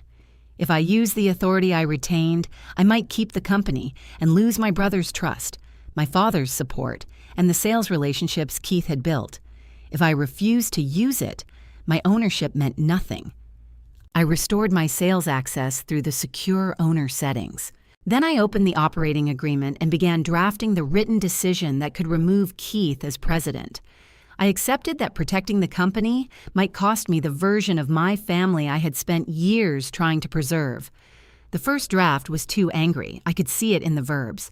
I had written that Keith had abused his position, misappropriated company credibility, and damaged client trust. All of that was true. None of it was necessary. The operating agreement didn't require me to prove misconduct. It gave the sole voting member the power to appoint and remove officers. If I buried that simple authority beneath accusations, I would create arguments where none were needed. I deleted the reasons. The second draft was 1 page. It identified Howell Response Logistics, named me as the sole voting member, and removed Keith as president effective when I delivered the decision to him. It withdrew his authority to present, sign, or accept the contract for the company. It appointed me president and authorized me to act at the acknowledgement. I added a space for the delivery time. Then I stopped. Once I completed that line and handed him the page, our relationship would change. Even if he stayed with the company later, he would never again believe the title belonged to him. That might be healthy. It would not be painless. I saved the draft in a restricted owner folder Keith couldn't access. Then I printed 2 copies and placed them in separate envelopes. One went into the vendor binder. The other stayed in my desk. At 7 the next morning, I called Samantha. "I have a draft officer decision," I said. "I need to know whether it meets your verification requirements. You can send it through the secure contract portal. Who can see documents in that portal? My compliance team and the submitting owner. Can Keith see it through his presenter access?" "No. Presenter access does not include governing documents." I uploaded the draft. She asked me to wait while she reviewed it. I stood beside my kitchen table. The shadow box was still in the spare room, leaning against the wall. After 2 minutes, Samantha returned. "This is clear," she said. If I deliver it during the event, when does your office recognize the change?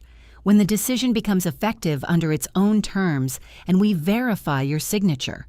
It becomes effective upon delivery to Keith. Then record the time, sign it through the secure system, and submit the completed copy. Do I need his signature? No. Does he have to agree? No. Her answer removed the last uncertainty. Keith's refusal had controlled every conversation because Gary and I had treated agreement as the goal. The company document didn't require agreement. It required a valid decision from the person responsible for making it. Samantha continued, "We will confirm that you are the sole voting member and that the document matches the authority in your operating agreement. What if Keith objects? We note the objection. Unless he provides a governing document that changes your authority, it doesn't stop verification. There is no other governing document. Then the file is straightforward. Would you announce the reason for the change? No. Would the acknowledgement continue? If the documents are clear and the authorized representative is ready, yes. What if I submit it before the event? We update the program where possible and cancel his presenter credential. That was the easier option. It was also the cleanest professional option. I could submit the decision that morning. Keith's credential would stop working before he reached the registration table. He would never stand in front of the contracting group wearing my ribbon, but he would claim I had removed him based on what I feared he might do. I needed to know whether he would accept one last chance to return it and correct himself. Not because the company required it, because I did. I'm not submitting it yet, I said. That is your decision. If nothing changes, I may submit it tomorrow. Then bring identification and keep the completed copy available. I will. Samantha paused. Ms. Howell, I need to be clear about my role. You verify authority. Correct. I won't mediate the dispute or instruct either of you how to behave. I'm not asking you to. Good. Then I'll see you at the conference center. We ended the call. I drove to the office. Keith was rehearsing in the conference room. His voice carried into the hallway. Howell Response Logistics was built on the understanding that a misdelivery can become a human problem very quickly. That line was mine. I had said it during our first planning meeting after a shelter shipment arrived late. I stood outside the door and listened. Keith continued. We bring discipline, field-tested decision-making, and first-hand knowledge of difficult supply environments. I walked in. He stopped the slide. The screen showed the van photograph I had selected. What does first-hand mean? I asked. It means direct experience. Whose? The company's? The company didn't go on a deployment. He put down the remote. We've done this already. Change it to proven delivery experience. That sounds weak. It's accurate. We worked under storm conditions. Then say that. He picked up the remote again. You don't get to edit every word while I'm speaking. I do when those words rely on my service. This presentation has no military photograph and no mention of the Army. It still borrows the impression, only because you're determined to hear it. I walked to the front of the room. Return the ribbon before we leave tomorrow, I said after the event. I'm giving you one final opportunity. He studied me. What happens if I don't? You won't represent the company while wearing it.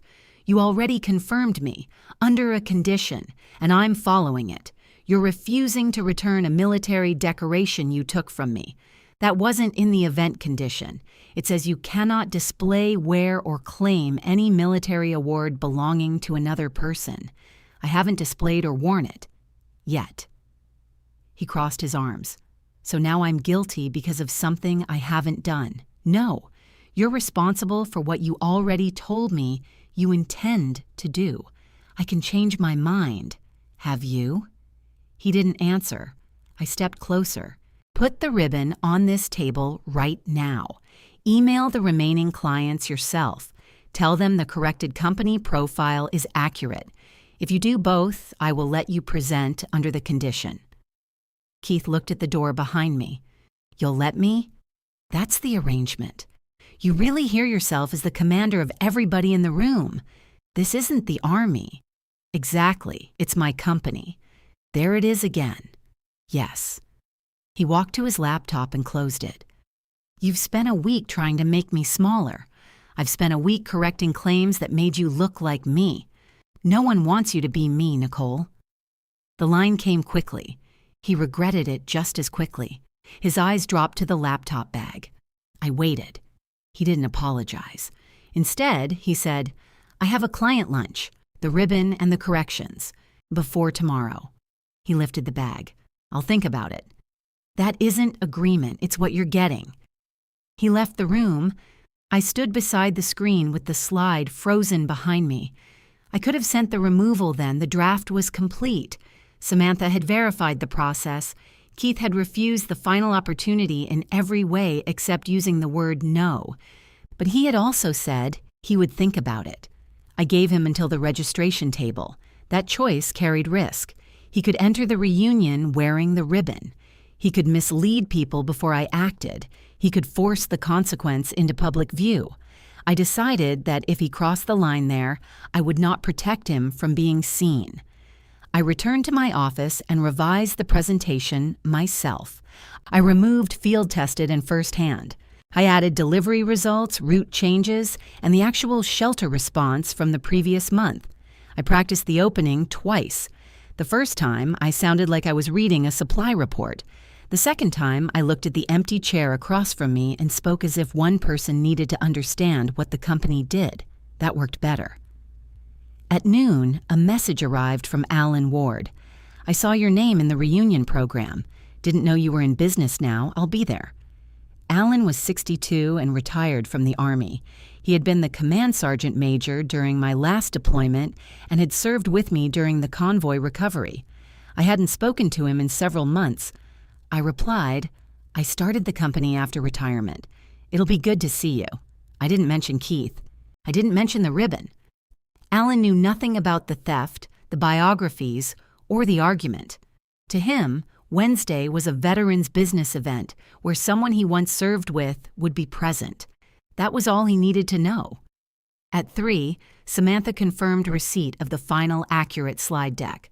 At 4, Keith emailed the remaining clients. His message was brief. The revised company profile accurately identifies Nicole Howell's ownership and military service. I remain president and presenter for Wednesday's event. He copied me. He'd completed one part of my demand. The ribbon was still missing. I walked into his office. "Where is it?" "At home. Bring it tomorrow." "I'll bring it." "Are you returning it?" "I said I'd bring it." "That isn't the same thing." He leaned back. "You wanted the client corrections. You got them. I wanted both. You keep moving the standard. No, I gave you 2 requirements. I corrected the record. Let that be enough." "It isn't." He looked toward the framed company license on his wall. "I built something here too," he said. "I know." "Do you?" "Yes. That's why you still have the chance to return it." He turned back to me. "What happens to me if I hand it over?" "You present accurate information tomorrow." "And after?" "We review every client record and decide what your role requires. So I'm already on probation. We're already past trust." His mouth tightened. "At least you finally said it." I waited for an answer about the ribbon. He gave none. That evening, I packed the vendor binder identification corrected company profile and one sealed envelope into my work bag. I could have packed the empty shadow box too. I didn't. The ribbon wasn't a display piece for the conference center. It belonged at home. Gary called at 8. "Keith says you two reached an agreement. He corrected the client records." "Good. He hasn't returned the ribbon. He told me he's bringing it." "Did he say he's giving it back?" Gary went quiet. "No.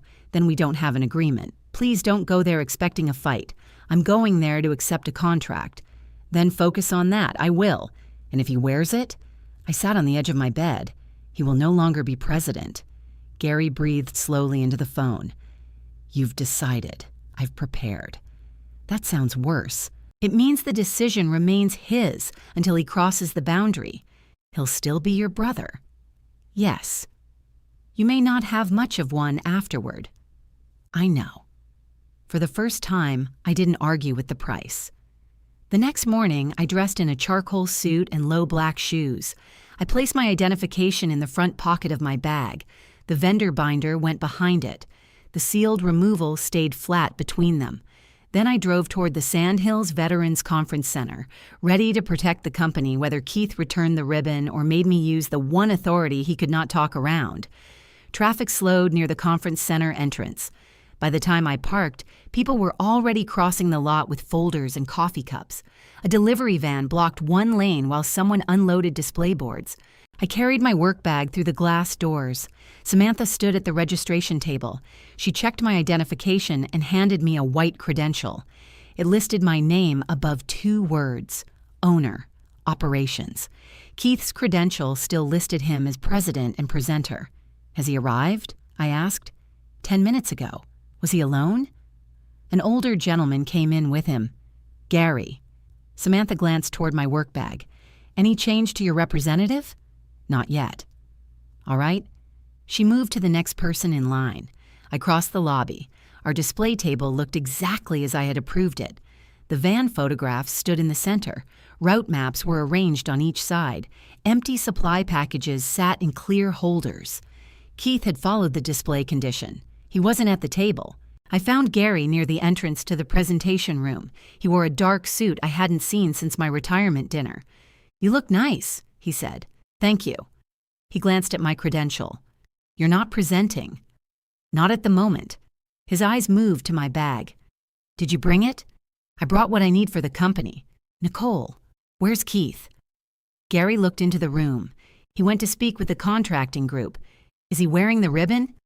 I didn't see it. That wasn't my question. Gary rubbed one hand over the other. He had his coat over his arm in the car. I stepped past him.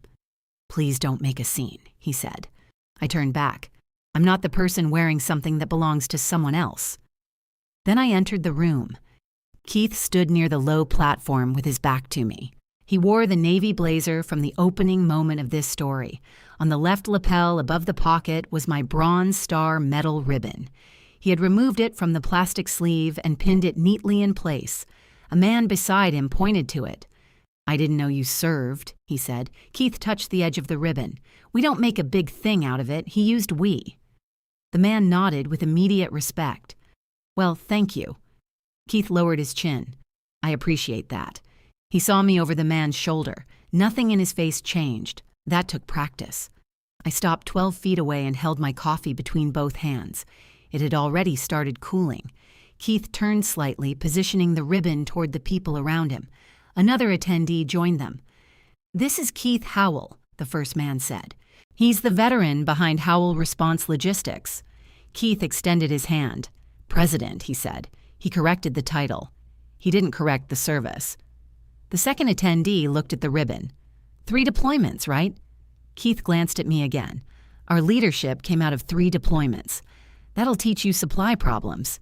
It changes how you see failure, Keith said. You learn that a late shipment isn't just a number. That line was mine too. I had said it in the office. I had said it after the shelter delivery. He had turned it into part of the identity he wore with my ribbon. Gary entered behind me. He saw Keith's lapel. His steps slowed. Keith looked toward him. For a moment, father and son held each other's eyes. Gary didn't smile. He didn't tell Keith to take it off either. The presentation room continued filling. Chairs scraped. People checked their phones. A microphone gave a short burst of feedback from the platform. I placed my coffee on an empty table. I could have approached Keith then. I could have handed him the removal before anyone else spoke. But he still had time to take off the ribbon. I walked over. Keith. The people around him stepped aside. He gave me his public smile. Nicole. You made it. Return it now. His smile stayed in place. This isn't the time, it's the last time. One of the attendees looked between us. Keith lowered his voice.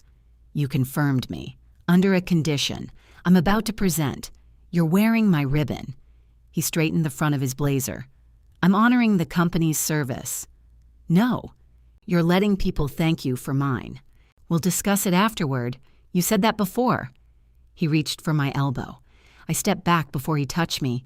The movement drew Gary closer. Keith, Gary said quietly, take it off. Keith's smile finally disappeared. Not now. Take it off and give it to her. We are 3 minutes from the presentation. Then you have 3 minutes. Keith looked at me. You put him up to this? No, Gary said.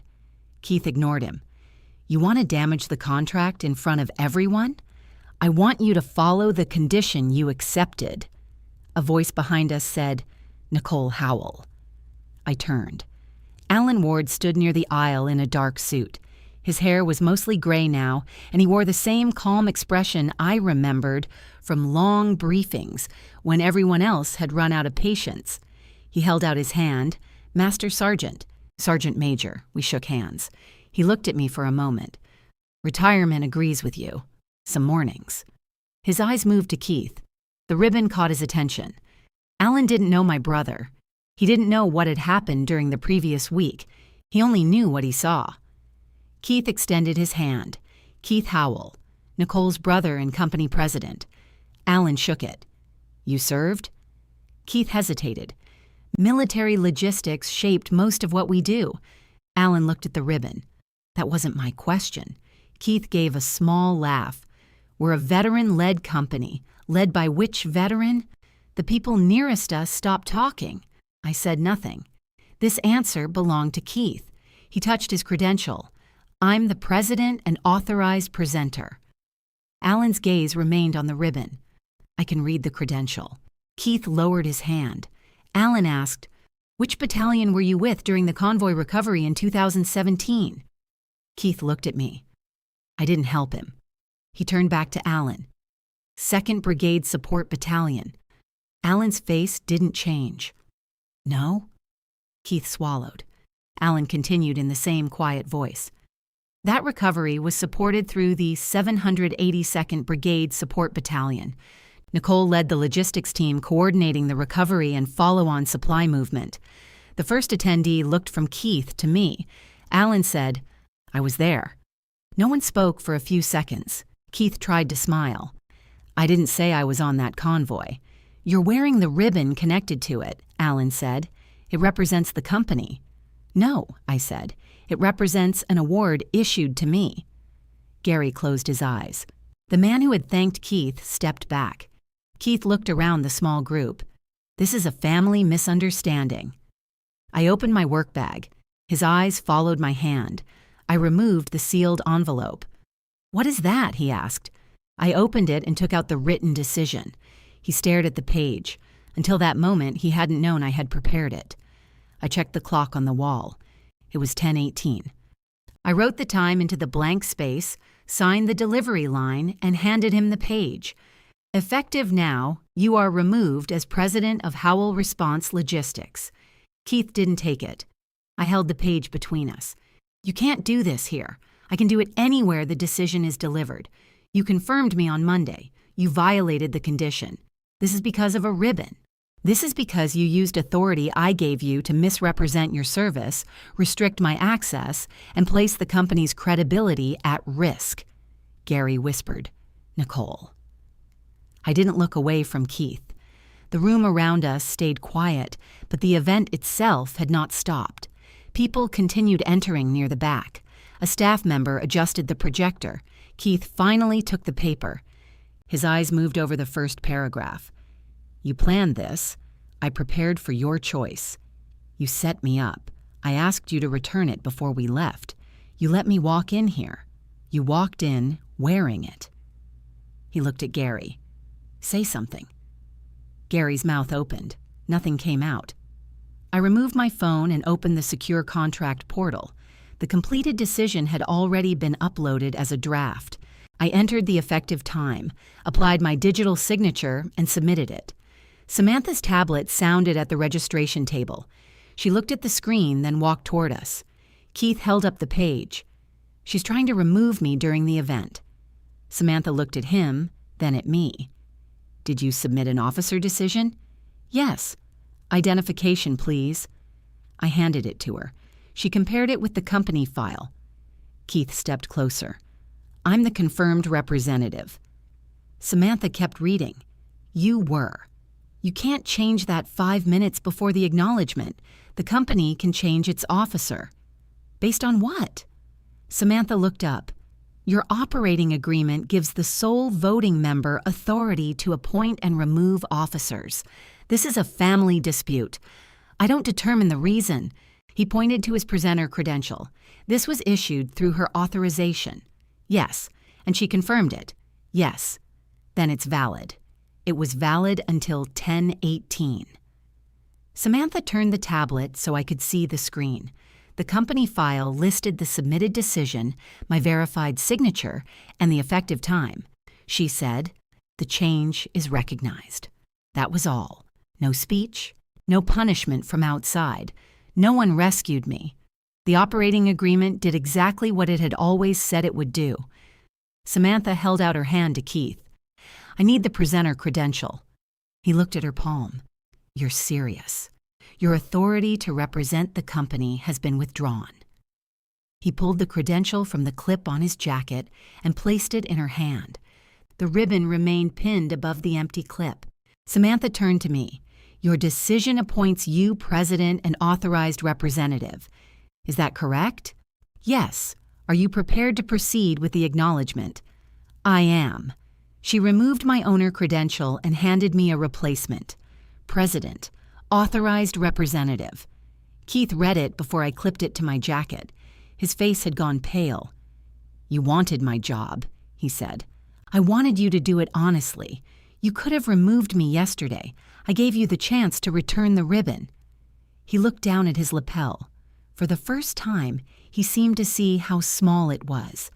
He reached for the fastener with unsteady fingers. "Not here," he muttered. "You chose here." He pulled the ribbon free and closed it inside his fist. Then he walked out of the presentation room. Gary started after him. He stopped near the doorway and looked back at me. "They're waiting," he said. "I know." Alan moved aside. He didn't salute. He didn't congratulate me. He gave one small nod, the same kind he used to give when a task still needed doing. Samantha guided me toward the platform. The corrected slide deck appeared on the screen. Our van filled the first image. The route map came next. I stood at the lectern and looked at the room. My hands were steady. Howell Response Logistics coordinates emergency supply deliveries when ordinary routes stop working, I said. We do that by checking what is true, assigning clear responsibility, and changing the plan before a delay becomes a failure. I explained our work. I answered questions about backup vendors, delivery windows, and route changes. I used no deployment photograph. I mentioned my service once because it was part of the ownership record, not because I needed it to carry the presentation. When the acknowledgement document was placed in front of me, Samantha confirmed my authority one final time. I accepted the $180,000 supply contract as president of Howell Response Logistics. The company remained intact. The contract remained intact. The only thing Keith lost was the position he had used to make my credibility look like his. For the next 20 minutes, I didn't know where Keith had gone. I stayed near the contract table while Samantha finished the required copies. She placed one in a blue folder and handed it to me. Your company file is current, she said. Thank you. You'll receive the delivery schedule requirements tomorrow. I'll watch for them. She looked toward the lobby. Mr. Howell no longer has access to the contract portal. Understood. If you appoint another representative later, submit the change before that person acts. I will.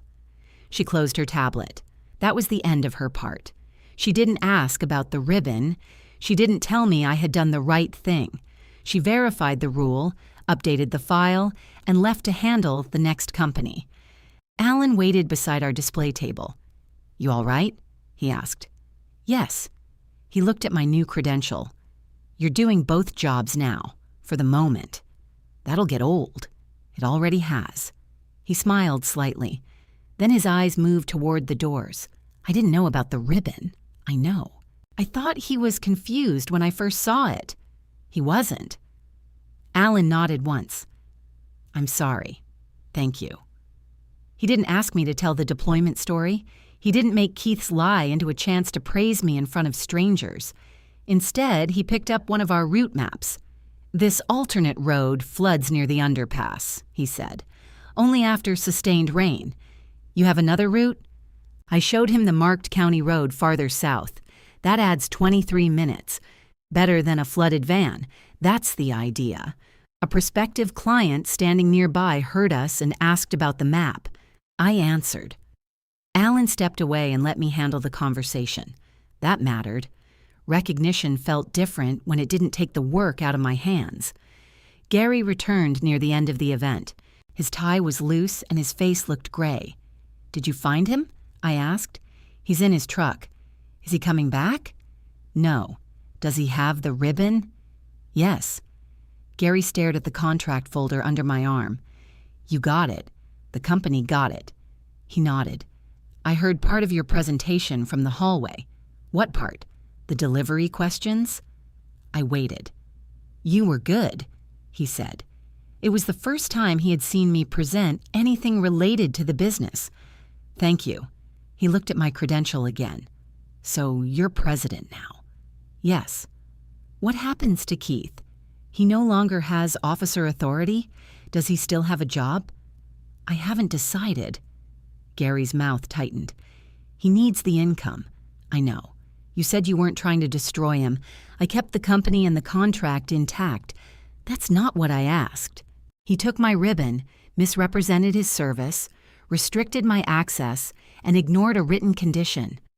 I'm not deciding his employment in a hallway while he's sitting outside refusing to return what he took. Gary looked down. That's fair. The words came quietly. I almost thanked him. Then I stopped myself. I didn't need to thank my father for recognizing a basic limit. We packed the display materials together. He rolled the route maps while I cleared the empty sample packages. Neither of us mentioned my mother or the shadow box. When we carried the last case toward the parking lot, Keith's truck was gone. My phone showed one new email from him. You made your choice. Do not contact me today. I didn't respond.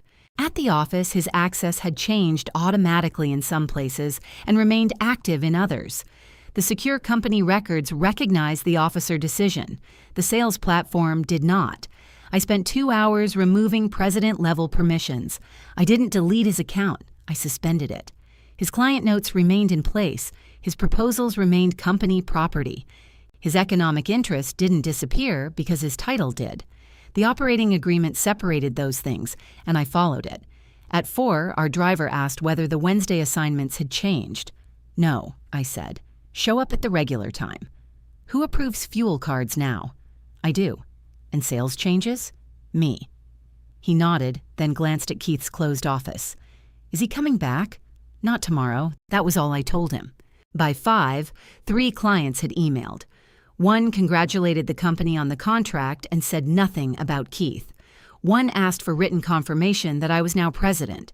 Martin asked whether the delivery trial could return to the schedule. I called him. The leadership question is resolved, I said. I saw the updated event notice. What notice? They changed the authorized representative on the portal. That meant everyone registered could see the change. The company remains responsible for the proposal and delivery plan, I said. Was Keith's removal related to the service correction? Yes. Martin was quiet. Did he lie to me? He allowed you to believe he was a veteran. When asked to correct the record and follow a written condition, he did not. That's more direct than your earlier answer. I have a final company decision now. He exhaled. We can restore the trial if you remain the executive contact. I will. Send the route schedule tomorrow. You'll have it. The trial returned for the 3rd time. This time, I wrote my own name beside it. That was the practical consequence of keeping the company. Work continued. The driver kept his hours. The contract moved forward. The cost was that every approval now came to me. By 7, my inbox held 43 unread messages. Keith had handled more than appearances. He knew which buyers preferred phone calls, which ones ignored attachments, and which suppliers padded delivery windows when they were uncertain. Removing him created real work. I ate crackers over the keyboard and answered messages until 10. At 10:15, Gary called. I'm at Keith's. I closed the route schedule. How is he? Angry. I expected that. He says you plan to humiliate him. I plan to remove him if he violated the condition. He thinks Alan was part of it. Alan didn't know anything. I told him. Did he believe you? No. I leaned back. Why are you calling? Gary breathed into the phone. Because I need to say something, and I don't want Keith listening. I waited. When I asked you to let him wear the ribbon for one evening, I knew it was wrong. My hand stopped on the computer mouse. I told myself it was temporary, he continued. I told myself you could handle it. You said I was the steady one. That's what I always say when I want you to absorb something. He didn't rush the words. I did it when he was late to your retirement dinner. I did it when the brochure came out. I did it every time he pushed and you resisted. I looked toward Keith's dark office. Gary continued. I thought asking less from you meant I trusted you more. It meant I got less. I know that now. No, you see it now. Knowing it will take longer. That's fair. He cleared his throat. I should have told you what he said before you authorized him. Yes. I wanted to see him at the front of that room. I know. I was proud of him. You were allowed to be. I made it sound like being proud of him required you to stand behind him. I didn't answer. His voice weakened. I'm sorry, Nicole. The apology mattered. It did not put the ribbon back. It did not restore the trial hours I had spent correcting. It did not change where the shadow box sat. What are you going to do differently? I asked. Gary was silent. Then he said, I'm not asking you to give him the presidency back. That's a start. I'm also not carrying messages after tonight. If he wants to speak to you, he calls you himself. Good.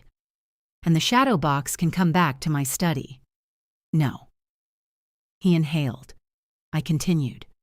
You removed it when keeping it became uncomfortable. It stays with me. All right. He sounded hurt. I let that remain.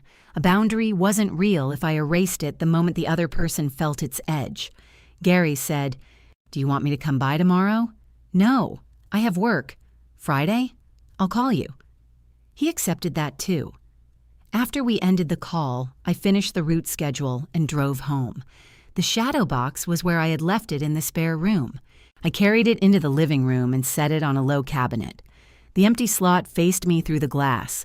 Keith still had the ribbon. He also had no company credential, no contract access, and no authority to turn his version of events into an official statement. The next morning, he didn't come to work. At noon, he sent one email from his personal account. I want my client files and commissions. I replied with 3 sentences. The client files belong to Howell Response Logistics. Earned commissions will be paid under the existing agreement. We can discuss a future non-officer role after you return my ribbon and correct your claims directly. He didn't answer that day. He didn't answer Friday either. The company kept moving without him, but the chair across from my desk stayed empty. It stayed empty for 6 business days. During that time, I learned which parts of Keith's job had been real and which parts had only looked important. The real parts took hours.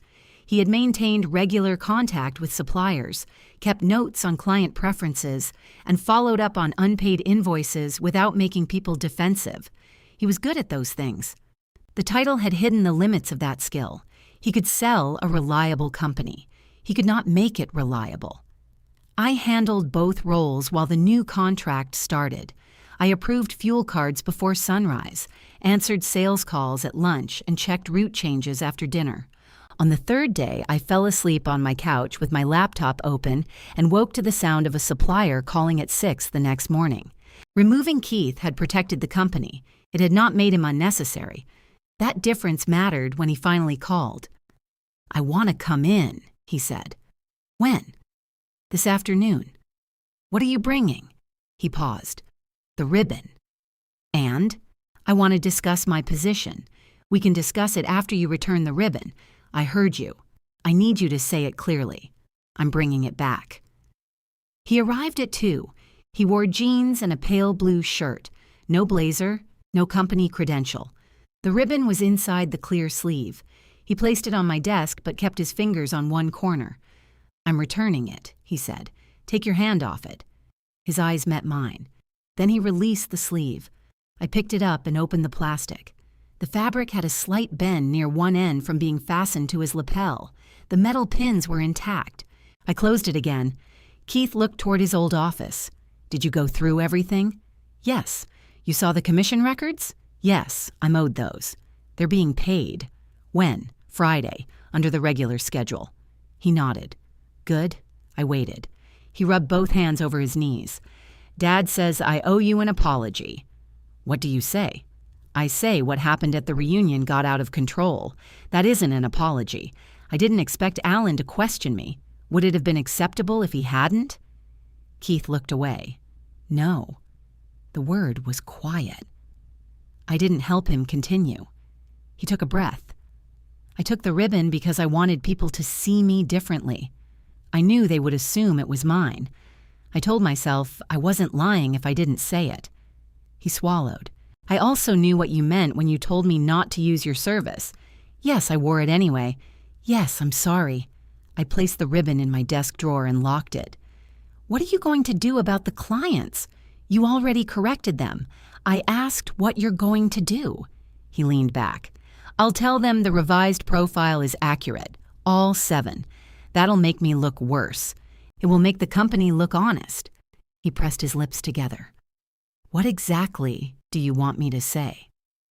The truth in your own words. You weren't a founder. You didn't serve. The deployments and convoy work were mine.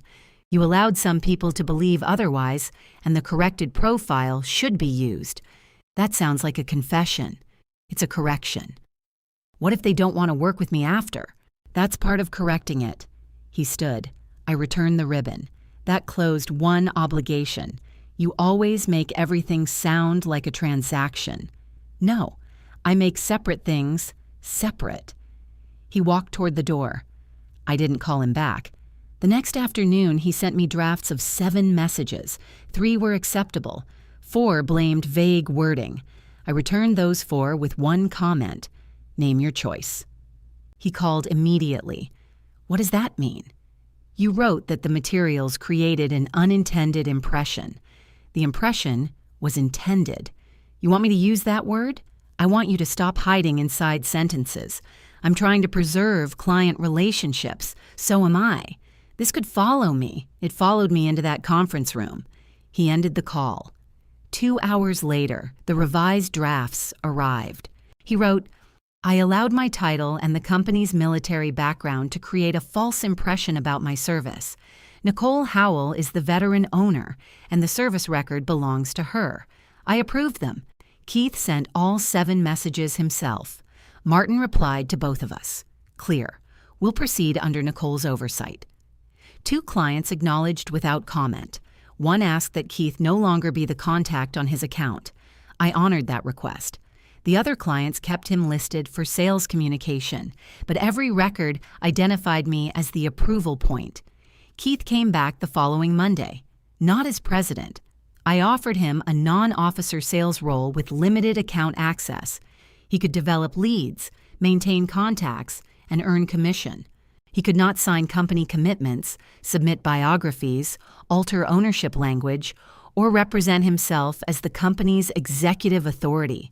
All external materials required my review. He read the agreement at the conference table, where he had signed his first one. So you approve every proposal? For now. How long is for now? Until your work supports a change. What change? More access. Not the presidency. He looked up. That's permanent? Yes. His fingers stayed on the last page.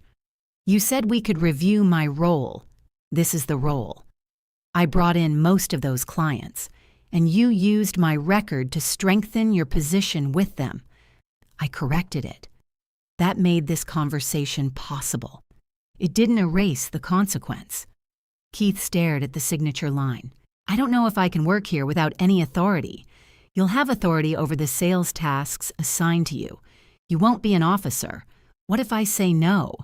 Then your earned commissions are still paid, and we separate professionally. He looked toward his old office. I had converted it into a shared sales room.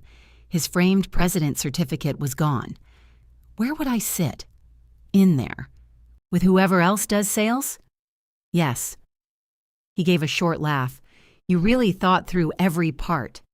I had to. He took the pen and signed. Repair didn't begin with the apology. It began there, with him accepting a smaller role instead of demanding the title back. The first test came 3 days later. A supplier called and asked for the president. Keith answered. He could have transferred the call without explanation. Instead, I heard him say, "That's Nicole Howell. I handle sales now." Then he transferred it. The second test came during a client meeting. The client looked at Keith and said, "You're the military side, right?" Keith glanced at me. For 1 second, the old answer was available. He said, "No." Nicole served. I didn't. Then he continued with the pricing sheet. I approved the proposal after checking it. We didn't become close again because of 2 correct answers. He still resented the review process. I still checked his wording more carefully than anyone else's. Some mornings he entered without speaking. Some evenings he left before I finished. But the company stopped requiring me to disappear so he could feel important. Gary's repair moved more slowly. The first Sunday he invited us to dinner, Keith complained that I had turned him into an employee. Gary set down the serving spoon. "You are an employee." Keith stared at him. Gary continued, "You were told not to wear the ribbon. You wore it. No translation, no softer version." Keith pushed food around his plate, but Gary didn't ask me to make the silence easier. A month later, one of Gary's friends visited the office. Gary brought him through the front door and pointed toward me. "Nicole founded it," he said. "She owns it and runs it." Then he introduced Keith as sales.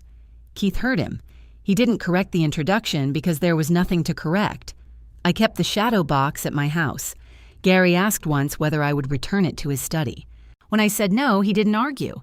A week later, he brought over the wall hooks he had used to hang it. "You might need these," he said. He installed them in my living room, checked the level twice, and left without asking for anything. The $180,000 contract became work almost immediately. There was no dramatic celebration after the reunion. There were schedules, supplier calls, and delivery windows. On our first difficult order, a shipment arrived with the wrong quantity marked on the outer sheet. Keith caught the mismatch before the van left. He brought the paperwork to me. "We're short 8 cases. Did you call the supplier?" "They say the order was changed." "By whom?" "They can't find the approval." I checked the secure record. No one here approved it. Keith nodded. I told the driver to wait. That was the correct decision. We resolved the count, updated the route, and delivered before the deadline. No one applauded. The client received what had been promised. That was enough. Keith earned back access, one permission at a time. He never regained officer authority. He stopped asking after the second month. We had coffee together some mornings. We discussed clients, Gary's blood pressure, and whether the office air conditioner would survive another summer. We didn't discuss the reunion unless work required it. Trust returned in small pieces. Some pieces didn't return. I was comfortable with that. The ribbon stayed locked in my desk for several weeks. I wasn't ready to put it back while the shadow box still felt connected to Gary's study, Keith's hand, and that conference room. One Saturday, I cleaned the glass and checked the mounting strip. The empty slot waited between the other ribbons. I left it empty a little longer. If this story moved you, subscribe and let me know where you are watching from. That evening, Gary stopped by with barbecue. Keith came later carrying a folder of client notes he wanted me to review. We ate at my kitchen table. When Keith asked for a proposal exception, Gary started to offer an opinion. Keith raised one hand. "This is company business, Dad." Gary closed his mouth. I reviewed the request. The exception made sense, so I approved it. Keith thanked me once and packed the leftovers. After they left, I washed 3 plates and wiped the table. Their trucks pulled away at different times. Neither man had asked me to make peace by giving up my place. I went to the living room and unlocked my desk drawer. The ribbon rested inside its clear sleeve. I removed it carefully and straightened the small bend in the fabric. Then I opened the shadow box hanging on my wall. I placed the returned Bronze Star ribbon into its empty slot and closed the shadow box glass.